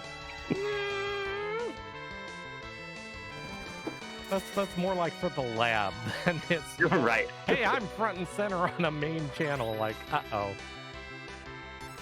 Oh, coming. That's a heal. That's a heal. There you go. Yep, well-timed Asura there. Aegis doing everything she can. Good job to our tracker Aegis, who is pulling double duty as the anchor of Tybalt's party and our tracker.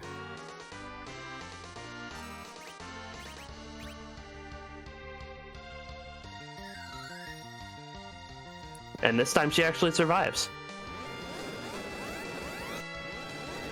Very fortunate to get that. I would say very fortunate to get that Star Veil up because Z was gunning for her again. It's like, oh, you're standing. Not for long, you're not. At least we know who Z is going after. It's funny how board-face AI sometimes figures out, oh, this is where the damage is coming from, or hey, this is what's keeping your party alive. Let me go after this character. It seems to know. I think it's smarter than it lets on.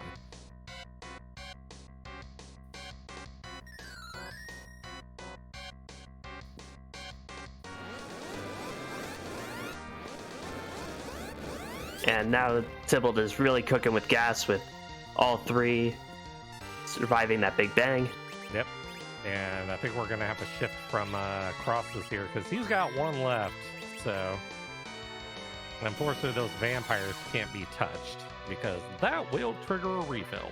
So, yeah, vampires do direct damage. The only way that refill gets triggered is if direct damage is done. So vampires are good early on, but now Tybalt has to be thinking he's close to the end. He doesn't want to chance it. Nope. And you'll see a lot of people actually move them out of their image just in the off chance that, hey, maybe your controller goes a little wonky and, uh-oh, I selected a vampire on accident, and it's a bad feeling. It's a really bad feeling. Well, that gray face showed up, and gonna take the opportunity to see if that Rose could contribute a little bit. Yep, moving the crystal up top. This is what I talked about earlier. You will see how slow the crystal animation is and why runners go after crosses and other items. And hooray, Asura, good. There it is. Wonderful.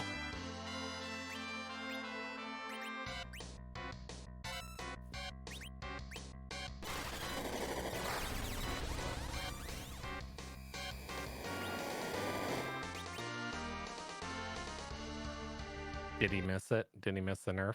Oh no. Oh.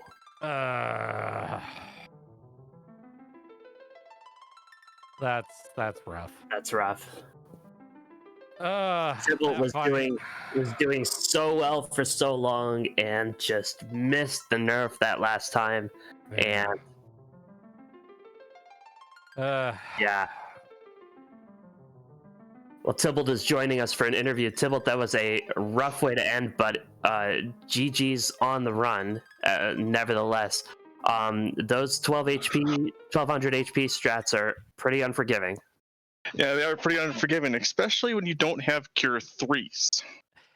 Yeah, my money is on the fact they're probably on hook route, but yeah, when we didn't see either you or Possum find them, the question was raised, like, do you attempt it?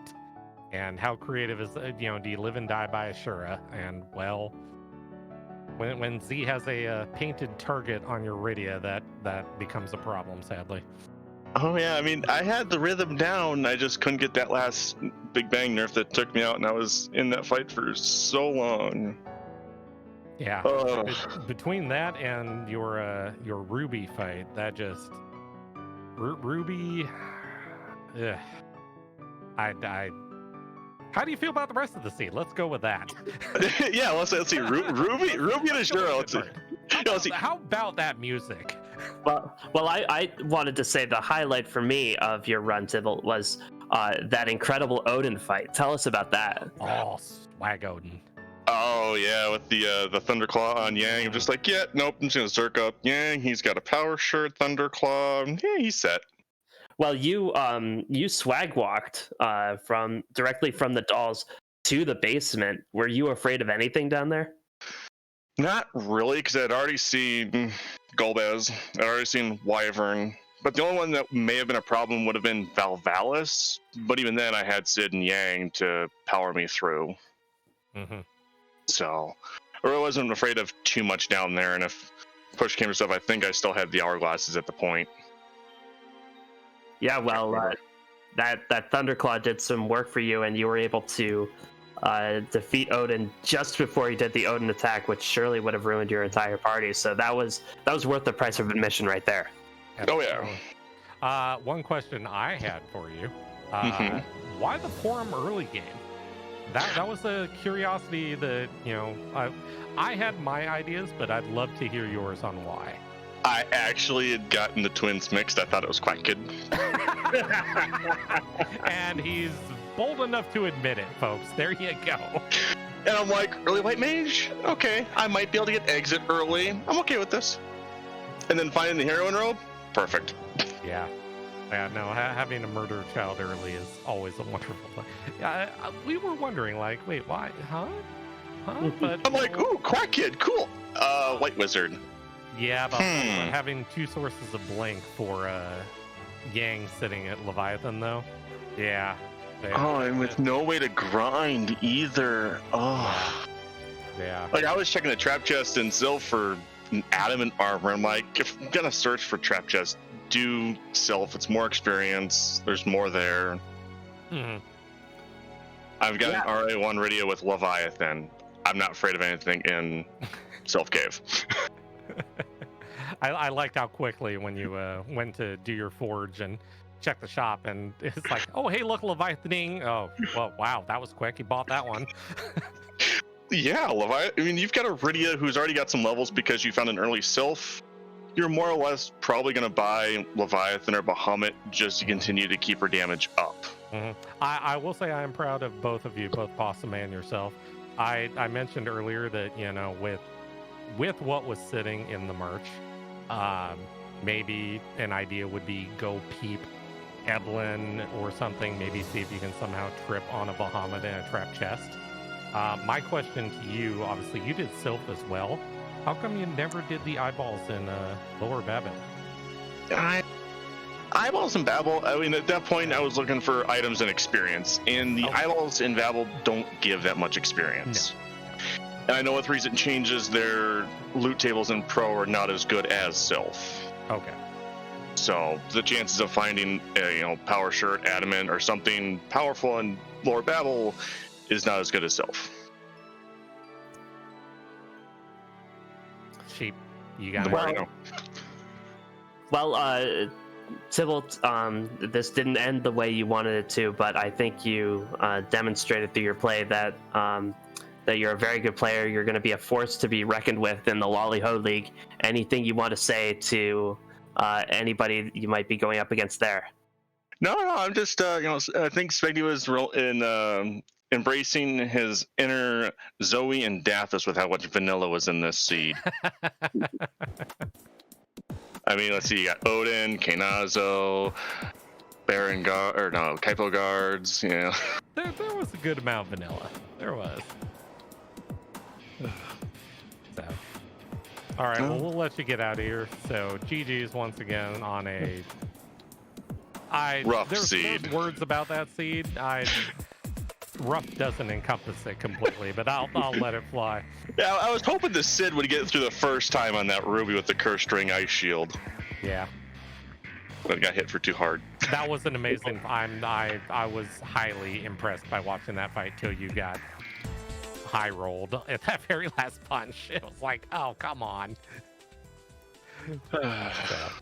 All right, Tybalt, GG's once again. Take care of yourself. We will see you in Lolly-Ho. Yeah, see you guys there.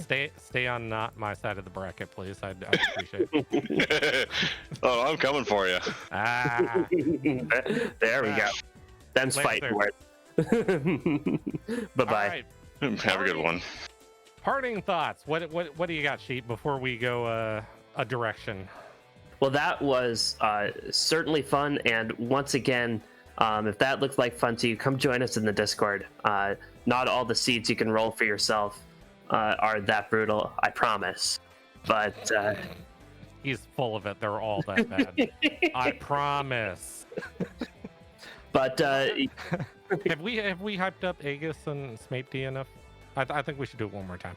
Sure. Thanks, Aegis. Thanks, Smipty, for doing such wonderful work behind the scenes. And thank you, Martin, for this was a wonderful time. It was. I love me some late night racing. And speaking of, we're going to go keep Poorly Drawn Bees, who is currently finishing their race, and then going to be doing some, you'll get a kind of a sneak peek at some Lolly Ho practice. So yeah. No spoilers from here. Poorly Drawn Bees is doing this particular race. So for everybody here, we'll go over, join them. And until then, so long. Yeah. Take care, everyone. Good night.